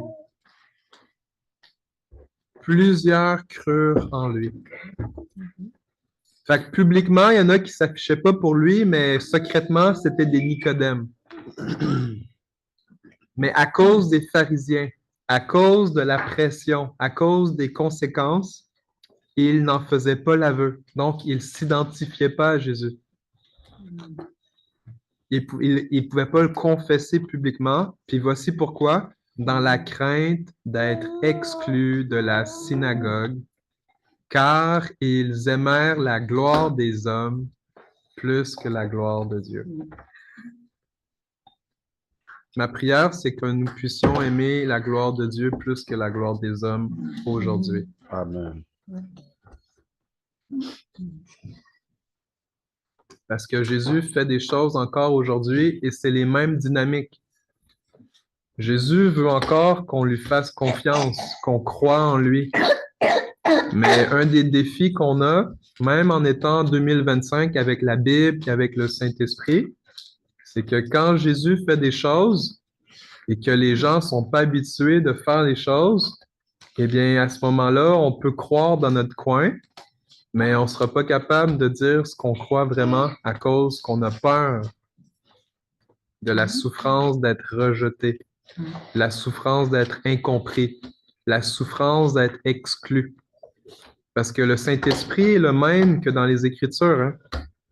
Et le problème, c'est que des fois, on peut avoir fait le compromis d'aimer la gloire des hommes, donc les applaudissements des hommes ou des femmes, des humains, l'avoir la petite tape dans le dos. Good job! Au lieu de chercher l'approbation qui vient de Dieu. Et ça l'affecte le disciple de Jésus à vivre la plénitude de Dieu pour sa vie.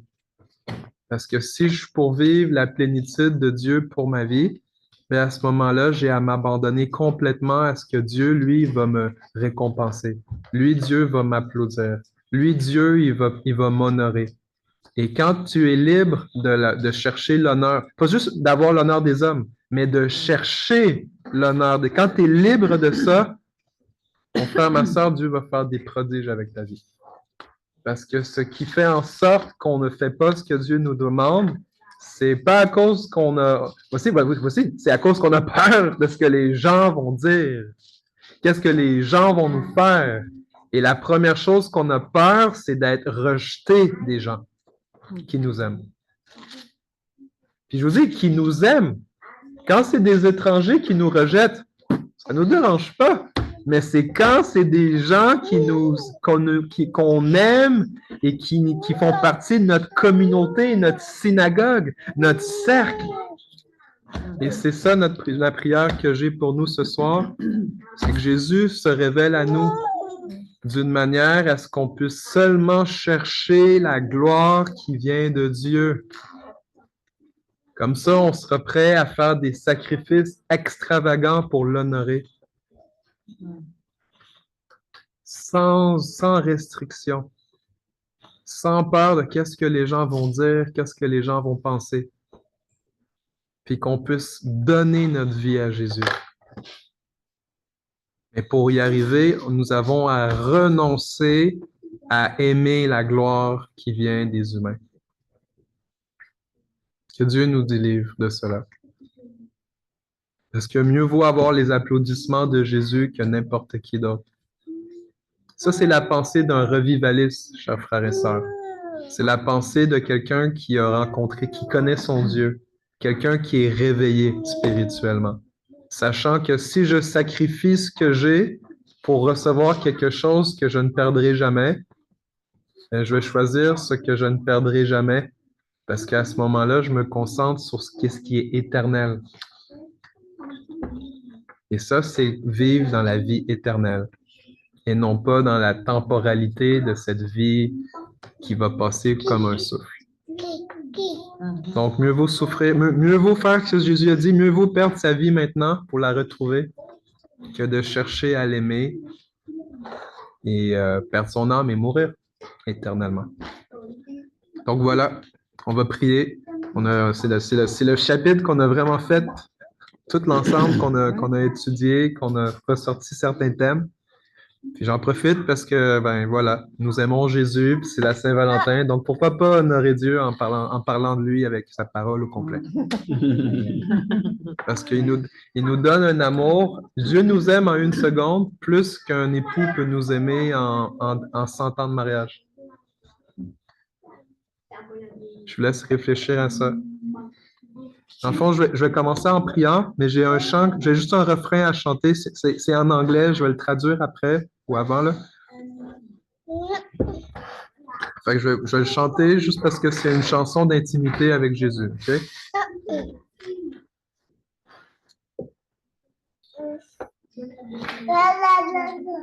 Fait que ça me dit ceci. The more I seek you, the more I find you. The more I found you, the more I love you. Ça dit, le plus que je te cherche, le plus que je te trouve. Et le plus que je te trouve, le plus que je t'aime. I wanna sit at your feet and drink the cup in your hands. Moi, ce que je veux, c'est d'être assis à tes pieds et boire de la coupe qui est dans ta main.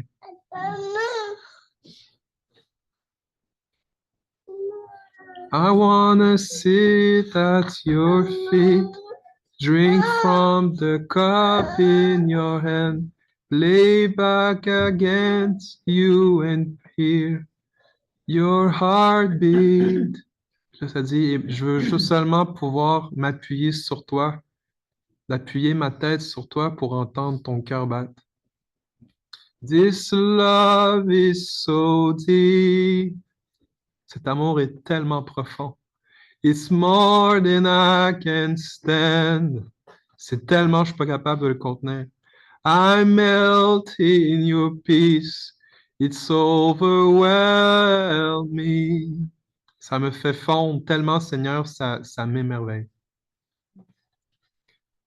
You can love me more in a moment. More than any lover can love me. Je m'en souviens plus, c'est là. You can love me more in a moment. More than a lover can in a lifetime. Seigneur, tu peux m'aimer tellement dans un moment, plus qu'un amoureux peut m'aimer avec toute une vie. Je vais la chanter au complet, puis après ça, je vous laisse prier. I wanna sit at your feet, drink from the cup in your hand, lay back against you and breathe, and hear your heart beat. This love is so deep, it's more than I can stand. I melt in your peace, it's overwhelming.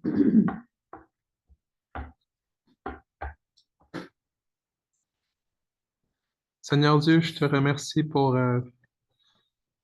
ton sacrifice pour nous. Merci de nous avoir aimés, Jésus, comme tu l'as fait. Oh mon Dieu, merci. Seigneur, ma prière, c'est que tu nous rendes capables de te voir, que tu nous révèles qui tu es, Jésus. Père, je te prie, révèle-nous, Jésus, afin que, Seigneur, on puisse l'adorer avec extravagance, le servir avec extravagance, lui faire des offrandes de sacrifices extravagantes pour honorer Jésus, afin de chercher la gloire qui vient de toi, Père. Ma prière, Jésus, c'est que tu nous donnes d'être intime avec toi, qu'on puisse te connaître d'une manière comment Marie t'a connu. Puis elle a démontré, Seigneur, qu'elle te connaissait, qu'elle avait cette affection-là parce qu'elle a fait ce qu'elle a fait.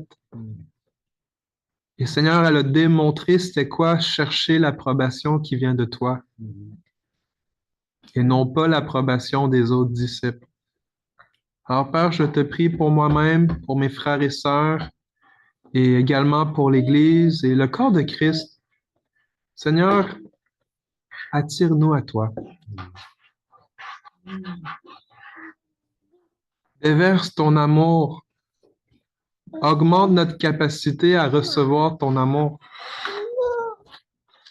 Afin, Seigneur, qu'on soit seulement désireux de chercher ta gloire qui vient de toi,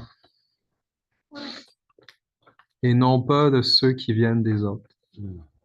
Alors, merci, Seigneur, de nous délivrer et de nous rendre libres de seulement chercher à te plaire, même si ça implique de perdre notre vie. Alors, à toi la gloire, Seigneur Jésus, pour les siècles et des siècles. Amen. Amen.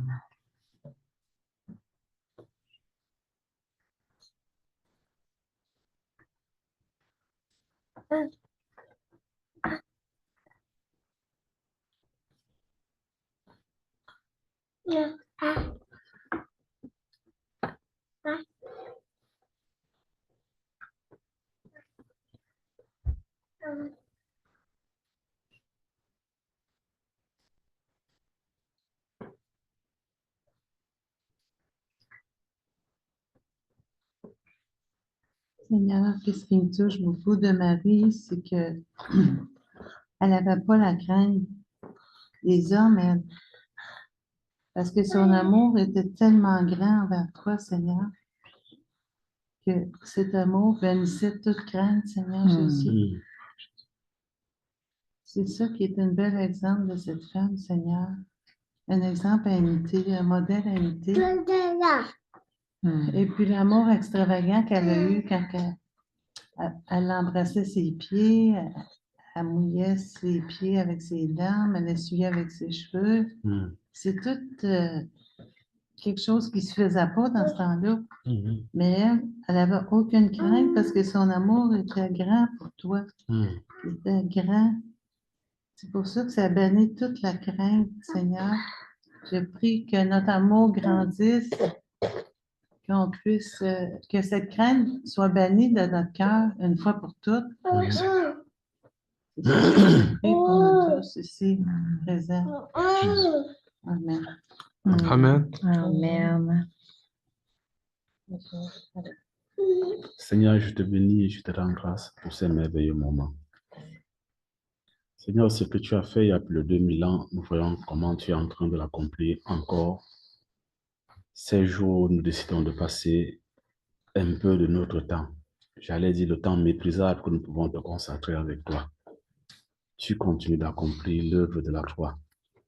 Une œuvre, Seigneur notre Dieu, au cours de laquelle tu es venu prendre le pouvoir légal qui était entre les mains de Satan.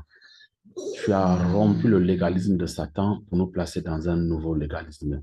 Le légalisme de la vie, le légalisme de la prospérité, le légalisme de la grâce, le légalisme de la vie éternelle. Oui, Seigneur, la vie éternelle. Une vie qui vient de ton cœur. Une vie qui nous donne, Seigneur notre Dieu, de regarder à ce qui est en avant et de ne plus nous soucier de ce qui est en arrière. Parce que derrière nous, c'est les ténèbres. Derrière nous, c'est la condamnation. Derrière nous, c'est l'égarement. Derrière nous, c'est la perdition. Père, je suis touché particulièrement. Je suis troublé. Mon âme est en peine, Seigneur, de savoir de ce que il est possible que nous te servions, mais sans jamais avoir d'intimité avec toi. Oh Jésus, comment cela est-il possible? C'est pourquoi je crie encore à toi ce soir de nous accorder, Seigneur notre Dieu, d'avoir une... Donne-nous de te connaître intimement, Jésus. Donne-nous d'entendre tes paroles, de les discerner, Seigneur. Donne-nous, Seigneur. Nos yeux sont encore complètement fermés. Puisses-tu les ouvrir, ô Dieu. Ouvre les yeux de nos cœurs afin que notre degré de consécration augmente avec toi. Nous voulons être des personnes qui ont un tel mépris de l'honneur des hommes parce que leur cœur est complètement dévoué à ce que toi tu dis d'eux. Oui, Seigneur. Oh Dieu, tu dis précisément dans ta parole que là où sera ton trésor, là aussi sera ton cœur. Oh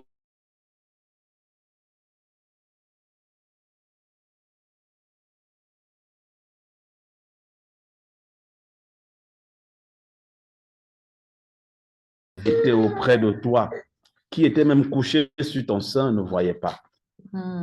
Oh Jésus. La maman disait tout à l'heure que nous devons aimer. Mais quel est cet amour que nous pouvons manifester si nous n'avons pas compris ce que c'est que l'amour?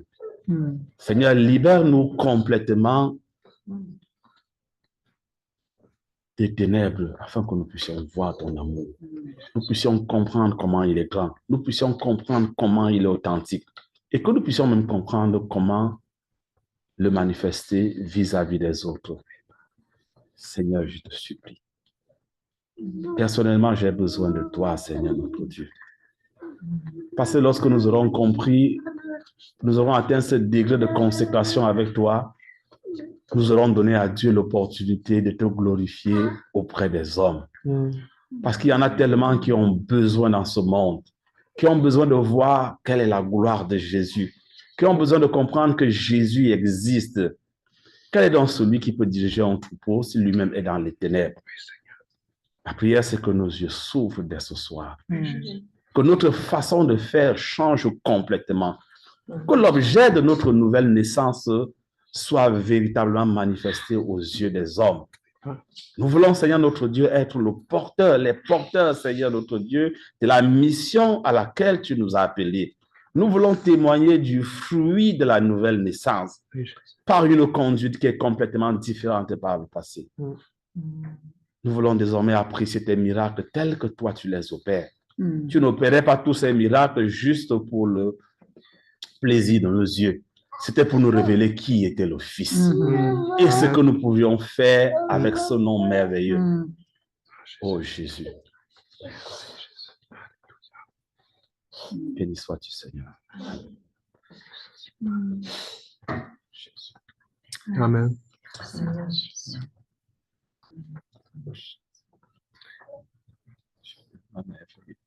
Tout ce que tu fais est admirable.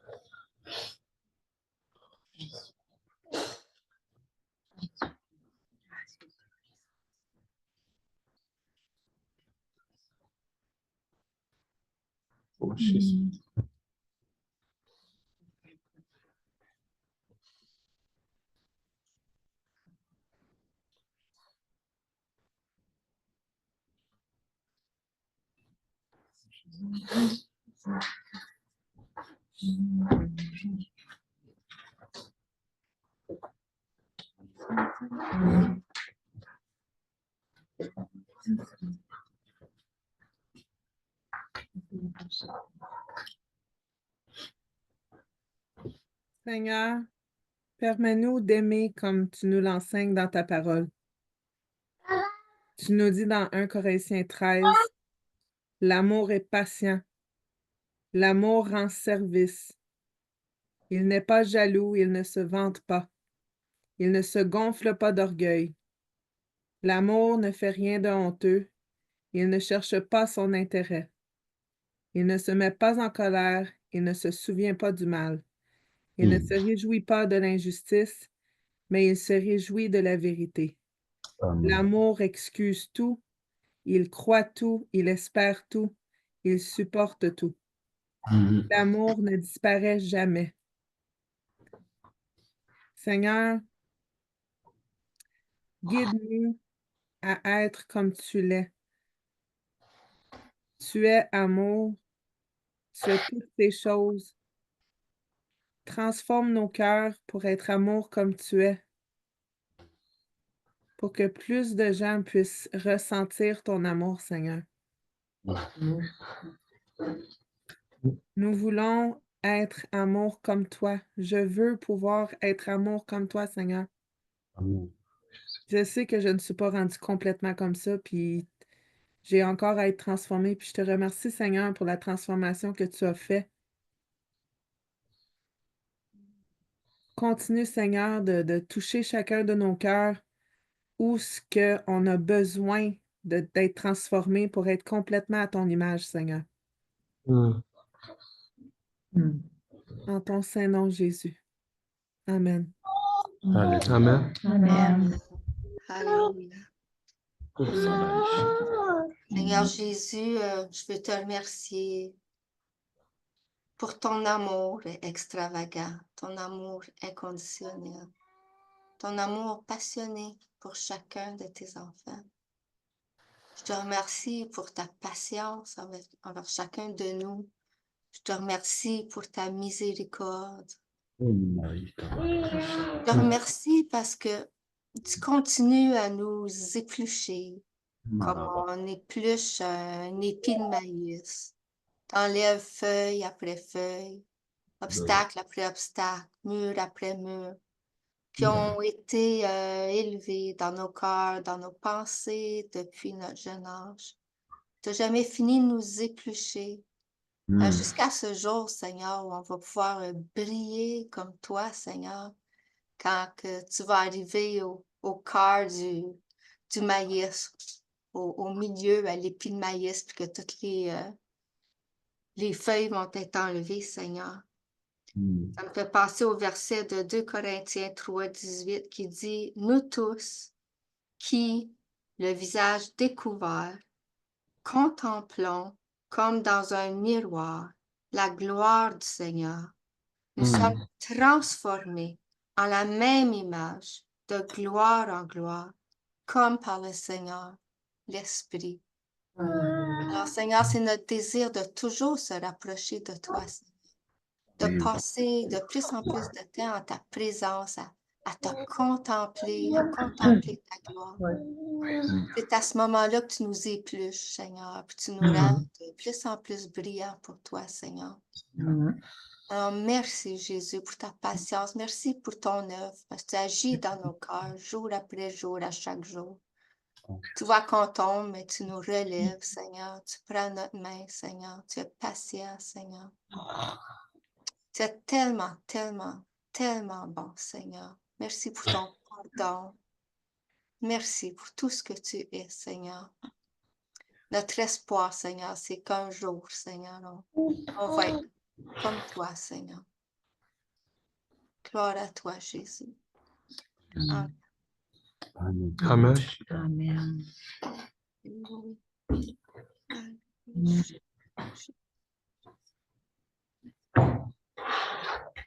Amen. Avant de prier, je vais chanter ce refrain qui me vient à cœur. My helper, oh, my helper, my helper, oh, my helper. There is something that makes me come into your presence, my helper. There is something that makes me come into your presence.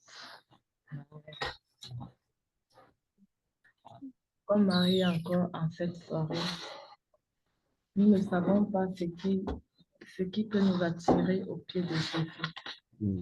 Mais Marie avait une assurance. Elle avait un dépôt dans son cœur.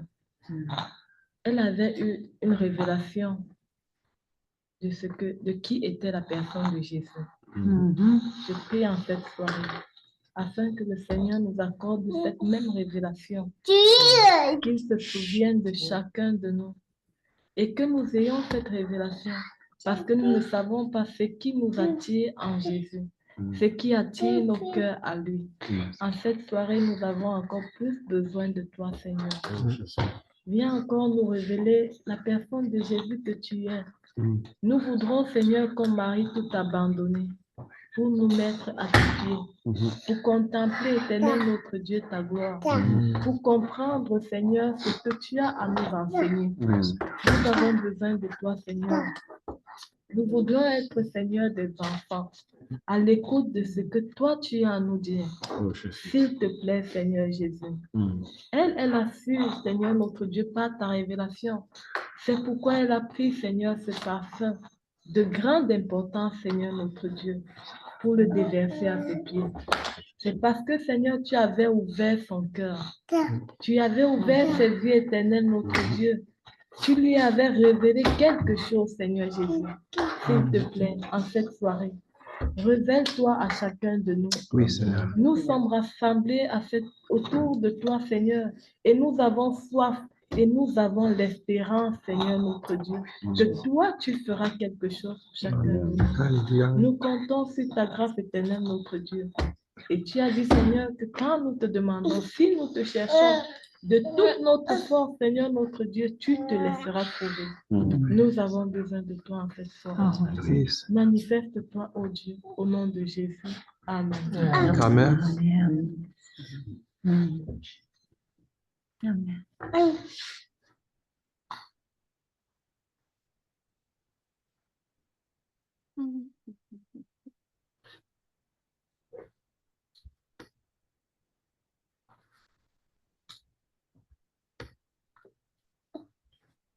Maman.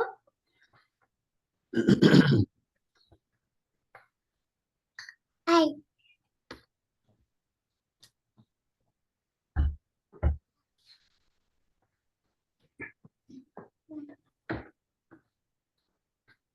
Père éternel, je veux te remercier encore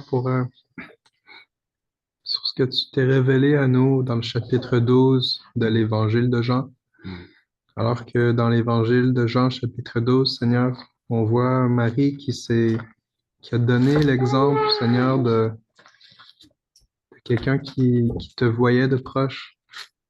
Seigneur, je veux prier pour chacun de nous, pour qu'on puisse, Seigneur, devenir comme cette Marie-là.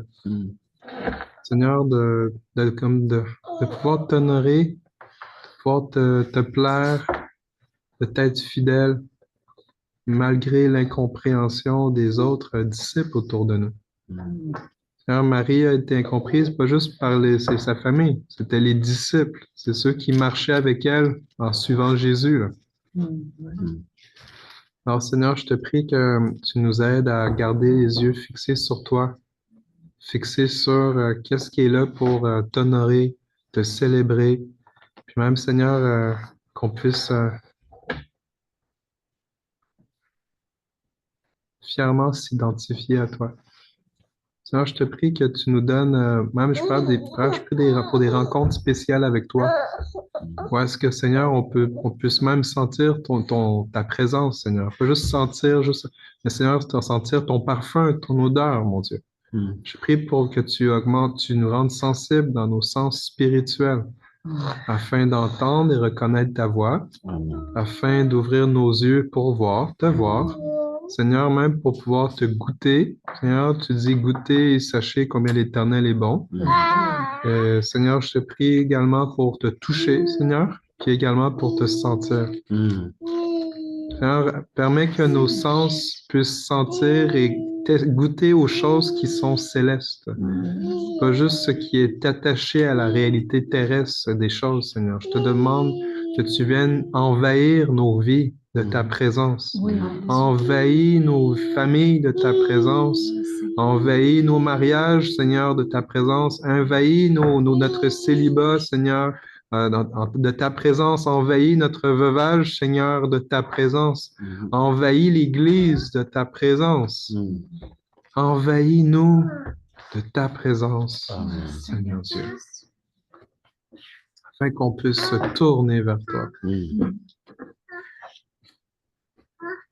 Ma prière, Jésus, aie pitié de nous, Père. Au nom de Jésus. Amen.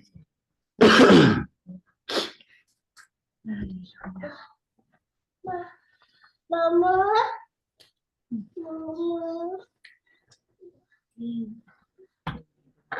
Quand tu dis dans ta parole, Seigneur, toi, j'ai pris aux extrémités de la terre. Je t'ai appelé d'une contrée lointaine, à qui j'ai dit, tu es mon serviteur ou ma servante. Je te choisis et ne te rejette point. Ne crains point, car je suis avec toi. Ne promène pas tes regards inquiets, car je suis ton Dieu. Je te fortifie, je viens à ton secours. Je te souviens de ma droite triomphante. Car je suis l'Éternel, ton Dieu. Je te fortifie, qui fortifie ta droite, qui te dit, ne crains point, je viens à ton secours. Je te remercie, Père, pour ton amour, Seigneur, que tu as eu pour nous, Seigneur. Je te remercie, Seigneur, de nous avoir choisis dans des contrées lointaines, Seigneur, parmi des... Moi, je me dis des milliers et des milliers de personnes et tu nous as choisis. Merci pour ton amour, Seigneur éternel, Seigneur, qui nous a attirés vers toi, Seigneur. Oui, Seigneur. Seigneur, je ne comprends pas des fois, le Seigneur me dit pourquoi tu me choisis.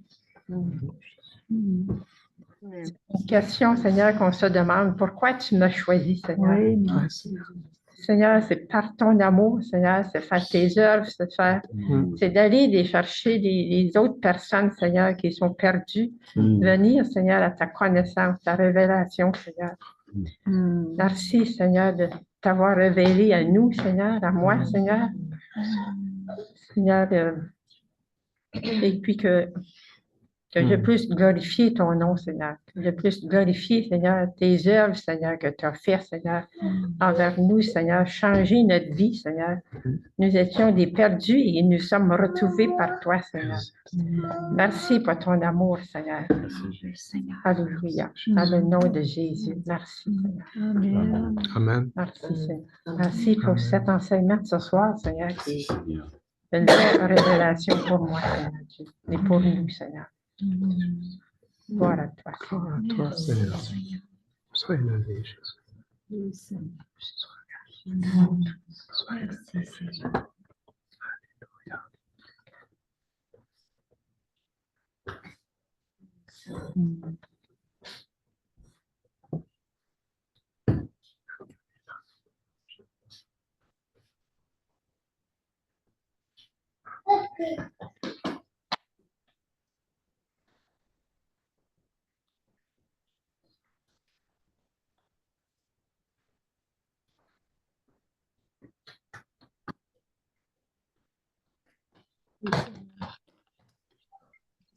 Dans Ésaïe 60, c'est un chapitre qui m'a souvent fortifié puis encouragé. Mais les versets qui me parlent davantage, c'est tu donneras à tes murs le nom de salut et à tes portes celui de gloire. Ce ne sera plus le soleil qui te servira de lumière pendant le jour, ni de la lune qui t'éclairera de sa lueur. Mais l'Éternel sera ta lumière à toujours. Ton Dieu sera ta gloire. Ton soleil ne se couchera plus et ta lune ne s'obscurcira plus, Car l'Éternel sera ta lumière à toujours, et les jours de ton deuil seront passés. Merci Seigneur Jésus, parce que tu es la lumière qui brille toujours dans les ténèbres. Ta lumière qui nous garde, qui nous éclaire, qui nous dirige là où tu veux. C'est ta lumière qui nous fortifie même, parce que tu es la lumière. Merci Jésus pour qui tu es. Merci de te révéler à nous d'une façon personnelle, Seigneur Jésus. Merci pour qui tu es, Jésus. Merci pour cette lumière qui est en moi à part ça, parce que tu habites en moi. Merci Jésus d'avoir daigné de faire de moi ton temple, venir habiter dans ce temple indigne. Merci Jésus pour ton amour, pour ta lumière. Amen. Amen. Amen. Lynn? Oui, Seigneur, ce qui touche mon cœur aussi de Marie, c'est que ce geste d'amour qu'elle a eu envers toi, ce geste d'amour si grand, cette adoration qu'elle a eue envers toi, Seigneur, ça a touché le monde entier. Le monde entier parle de ça encore aujourd'hui. Tout le monde parle de ce témoignage de cette femme, Seigneur. Je prie, Seigneur, que tout le temps qu'on est sur cette terre, que notre témoignage puisse toucher beaucoup de personnes, Seigneur. Je prie, Seigneur, que cet amour qui est en nous, que tu as mis en nous, Seigneur, que ça puisse toucher beaucoup, beaucoup, beaucoup, beaucoup de personnes et que ça puisse rester même après notre départ, Seigneur. Oui, Jésus. Tous ces gestes d'amour, Seigneur Jésus. Je te prie. Amen. Amen. Seigneur, ce geste de Marie montre aussi combien le degré profond d'amour est lié à la capacité à donner. Seigneur, ma prière, c'est que tu nous donnes de mépriser ce que nous avons et le donner pour toi. Parce que c'est à toi qu'elle a donné, Seigneur notre Dieu. Même quand elle a été reprise par certains de tes disciples. Toi, tu as donné cela. Viens, Seigneur notre Dieu, remplir nos cœurs afin que nous devenions des personnes qui peuvent davantage sacrifier. Sacrifier pour l'avancement de ton royaume. Sacrifier où tu auras le plus besoin. Délivre-nous, Seigneur, de l'attachement à ce que nous avons de matériel. S'il te plaît, Seigneur. Nous avons besoin de toi. Au nom de Jésus. Amen. Amen. Amen. Amen.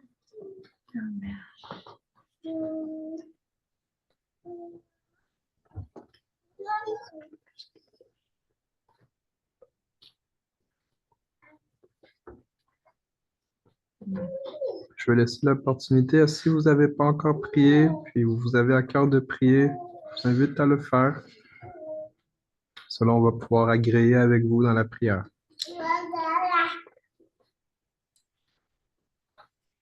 Je vais aussi prier, mais je vais illustrer ma prière par un petit cantique et après, je vais aussi associer la journée d'aujourd'hui à la Saint-Valentin que le pasteur ne cessait de dire, là, il dit, notre Saint-Valentin, c'est ici ce soir. Alors, d'abord, quand il dit « Mon bien-aimé, le voici, il vient. Il sautait sur les montagnes, il bondit sur les collines. Il sautait sur la montagne, il bondit sur les collines. Jésus-Christ, il est venu vers nous. Mais en ce jour surtout de la Saint-Valentin, je regarde encore cette figure de Marie Magdalene,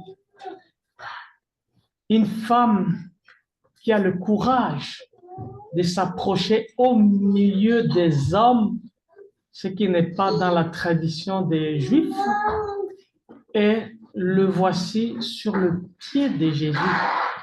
Il pose un geste d'amour, un geste d'abandon, mais je dirais même un geste qui confesse tout son passé.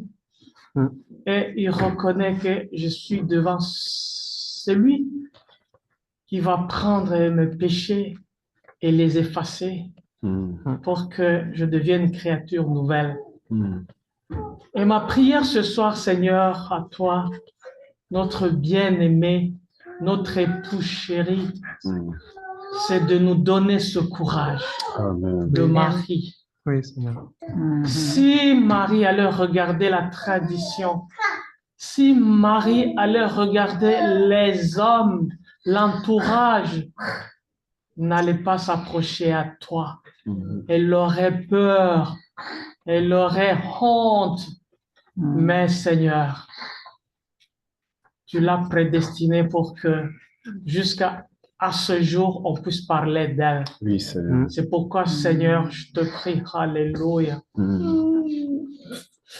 Alléluia. Je te prie, Seigneur, que ce soir, fais-nous entrer dans cet amour. Donnez-nous ce courage de Marie, afin que nous venions jusqu'à toi, malgré nos passés lourds, sombres, mais que nous reconnaissions que tu es l'agneau de Dieu qui ôte le péché du monde. Que ce soir, notre amour à toi se renouvelle, Seigneur. Que ce soir, notre amour à toi s'étuse pas à la manière des hommes, pas à la manière des couples, mais à ta manière, Seigneur. Parce que toi, tu es l'amour parfait. Tu es le fidèle infini. Tu es l'éternel infini. Tu es le ressuscité infini. Alléluia. Merci Seigneur. Que notre présence ce soir, avec nos frères et nos sœurs, en présentiel ou comme en ligne, Seigneur, même nos frères qui sont à la maison, je porte toute la communauté des chrétiens, la communauté des frères et sœurs de centre chrétien vient de roi, qui confessent toujours que tu es Seigneur et Sauveur. Que ce soir, nous puissions tous trouver grâce auprès de toi. Et que tu puisses nous renouveler encore, nous remplir de ton onction, nous donner le zèle et le courage de toujours venir jusqu'à toi comme Marie. Oh, alléluia, merci Seigneur. Merci Seigneur. Merci Seigneur. Pas à nous Seigneur, mais pour la gloire de ton nom Seigneur. Oh Seigneur, pas à nous Seigneur, pour que cette communauté oh Seigneur, voit qu'il y a un Seigneur qui est adoré ici, Seigneur. Oh Seigneur, aide-nous, Seigneur.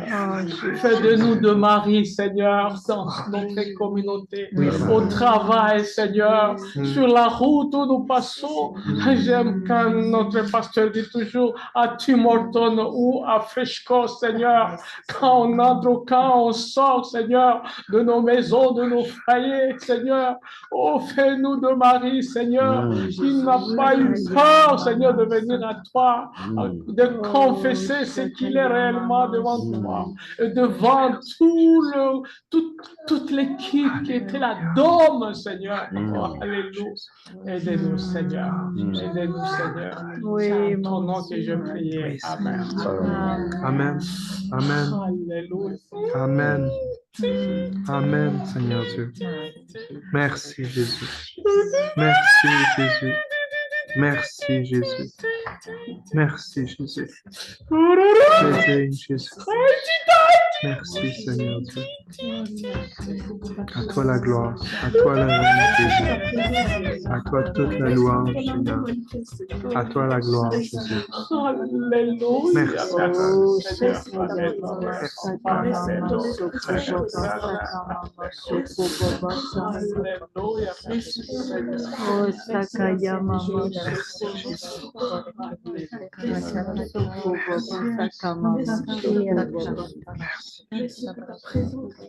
Oh, Sakaya Mama Soko Baba Sakama Soko Baba Sakama Soko. Oh, Sakaya Mama Soko Baba Sakama Soko. Oh, Sakaya Mama Soko Baba Sakama Soko. Oh, Sakaya Soko Baba Sakama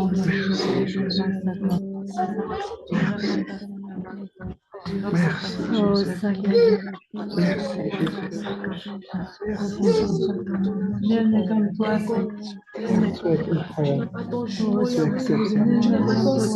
Tu es digne, gloire.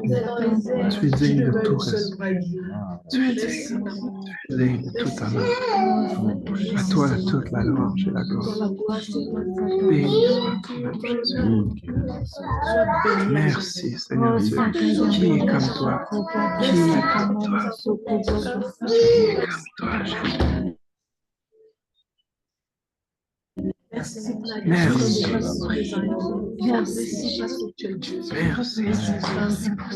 Merci. Merci. Merci. Gloire à toi. Merci. Gloire à toi. Merci. Merci. Merci. Merci. Sois magnifié. Sois exalté, Seigneur.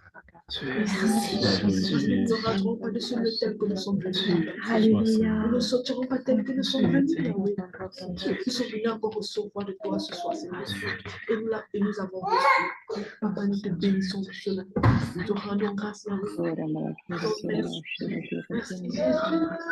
Merci, mon papa. Merci. Qui est comme toi, Yahweh. Tu n'as pas ton semblable, Seigneur. Sois Dieu, Seigneur, dans les airs, dans les profondeurs des eaux, tu peux voir le seul. Merci, Jésus. Merci. Merci, Jésus. Je t'aime,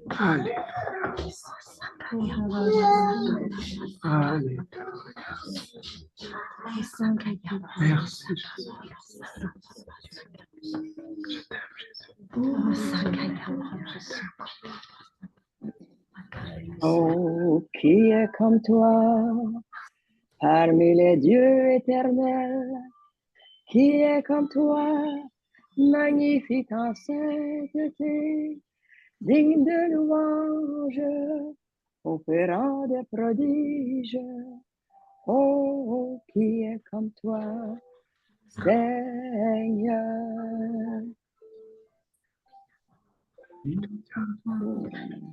Alléluia. Qui est comme toi?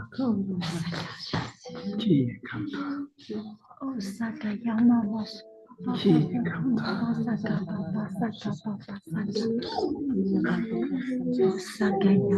Qui est comme toi, Jésus? Béni soit ton nom éternel. Oui, je t'aime, Jésus. Tu es Dieu le Fils. Tu es le pain de vie. Tu es descendu du ciel. Tu es l'amoureux de nos âmes. Tu es le bien-aimé. Tu es la lumière. Tu es Dieu. Tu es Dieu. Tu es Dieu.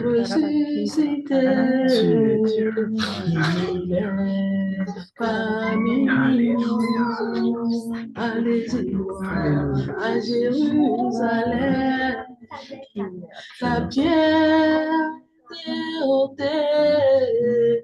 Jésus est ressuscité. Il est parmi nous. Il est parmi nous. Il est parmi nous. Alléluia. Alléluia, Esprit de Dieu est parmi nous. Il est parmi nous. Il est parmi nous. Alléluia, le Saint-Esprit est parmi nous. Il est parmi nous. Il est parmi nous. Alléluia, agneau de Dieu est parmi nous. Il est parmi nous. Il est parmi nous. Alléluia, agneau de Dieu est parmi nous.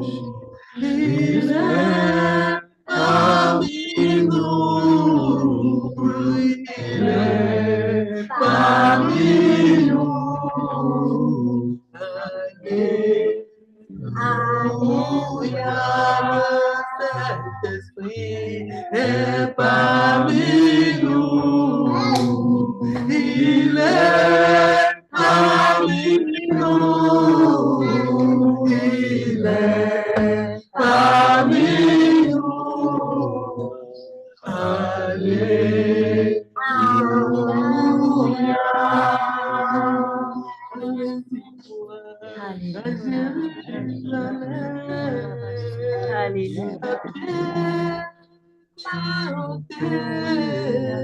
Jésus est ressuscité, il est parmi nous, il est parmi nous, il est parmi nous. Alléluia.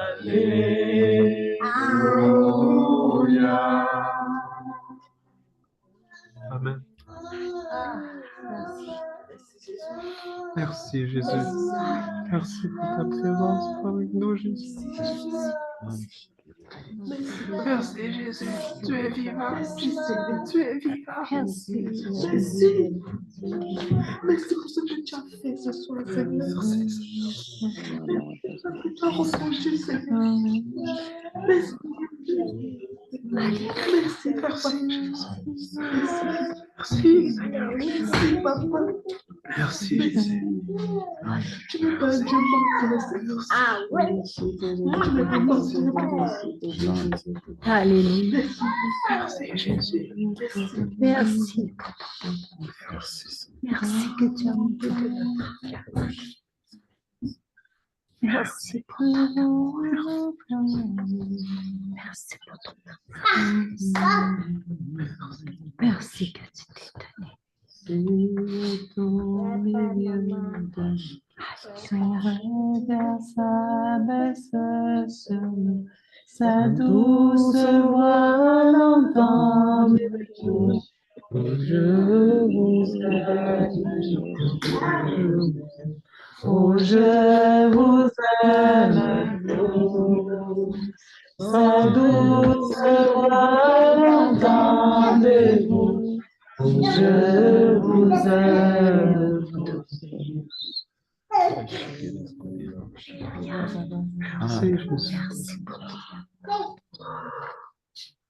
L'amour, ça se donne. L'amour, ça se répand. L'amour, ça se partage. L'amour, ça se vit. Et comme le dit le vieil adage, il n'y a pas de rose sans épines. Il a fait de même pour le mariage. Sans cesse on doit redresser l'échine. L'amour, ça se donne. L'amour, ça se ressent. L'amour, ça se partage. L'amour, ça se vit. C'est un chant que le Seigneur m'a donné bien des années passées. Amen. Je vais aller chanter toute la journée. Amen.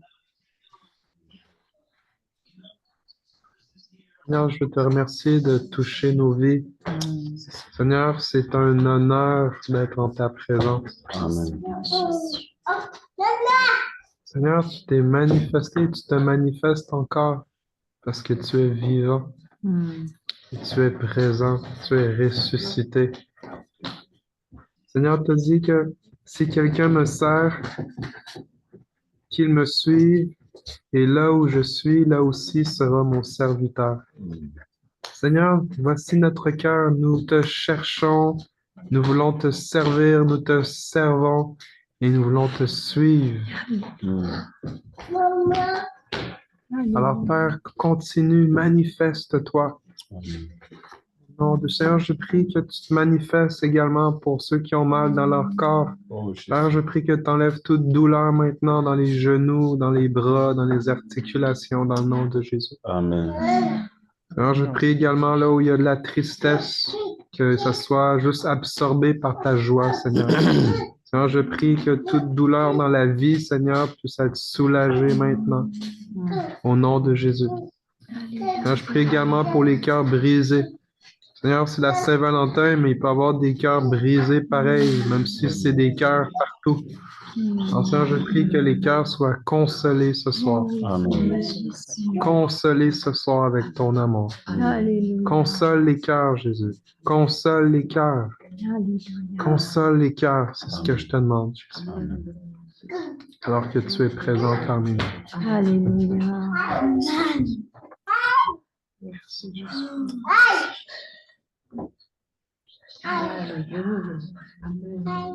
Alors, merci pour ce soir, Papa. Pardonne-nous d'être des amoureux de toi.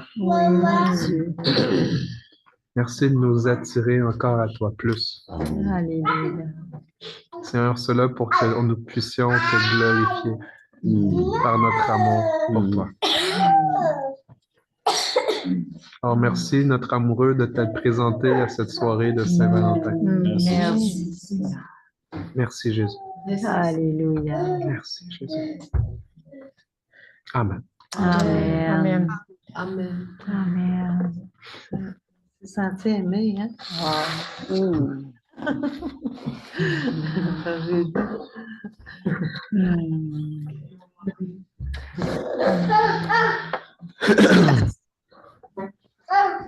Bonsoir tout le monde. Bonne soirée, tout le monde. Soyez bénis. Merci Seigneur pour ta présence. Belle soirée. Oui. À dimanche. Bye, Pauline. Demain Demain matin, oui, il y a aussi les annonces. Demain matin, oui, c'est vrai, annonce spéciale. Demain matin, c'est dans vos courriels, si vous regardez vos courriels. Mais demain matin, 9h30, nous avons une rencontre de prière. Ah, ça serait bon de le rappeler. Hein. Demain, 9h30 du matin. Oui, Donc, oui. si vous connaissez des gens matinaux, puis qui se disent, puis en fait, voici ce que vous êtes devoir. Si vous parlez à des gens, en fait, parlez à des gens, puis témoignez de ce que Jésus a fait ce soir. On témoigne dans la nuit, en fait. Témoignez, vous avez la technologie. Donc, trouvez quelqu'un. Témoignez-lui ce que Jésus a fait ce soir. Faites-le en honneur de votre amour pour lui. OK, frères, bonne soirée. Bonne soirée. Francine, Nelta, Evelyne, Claude. Bye bye.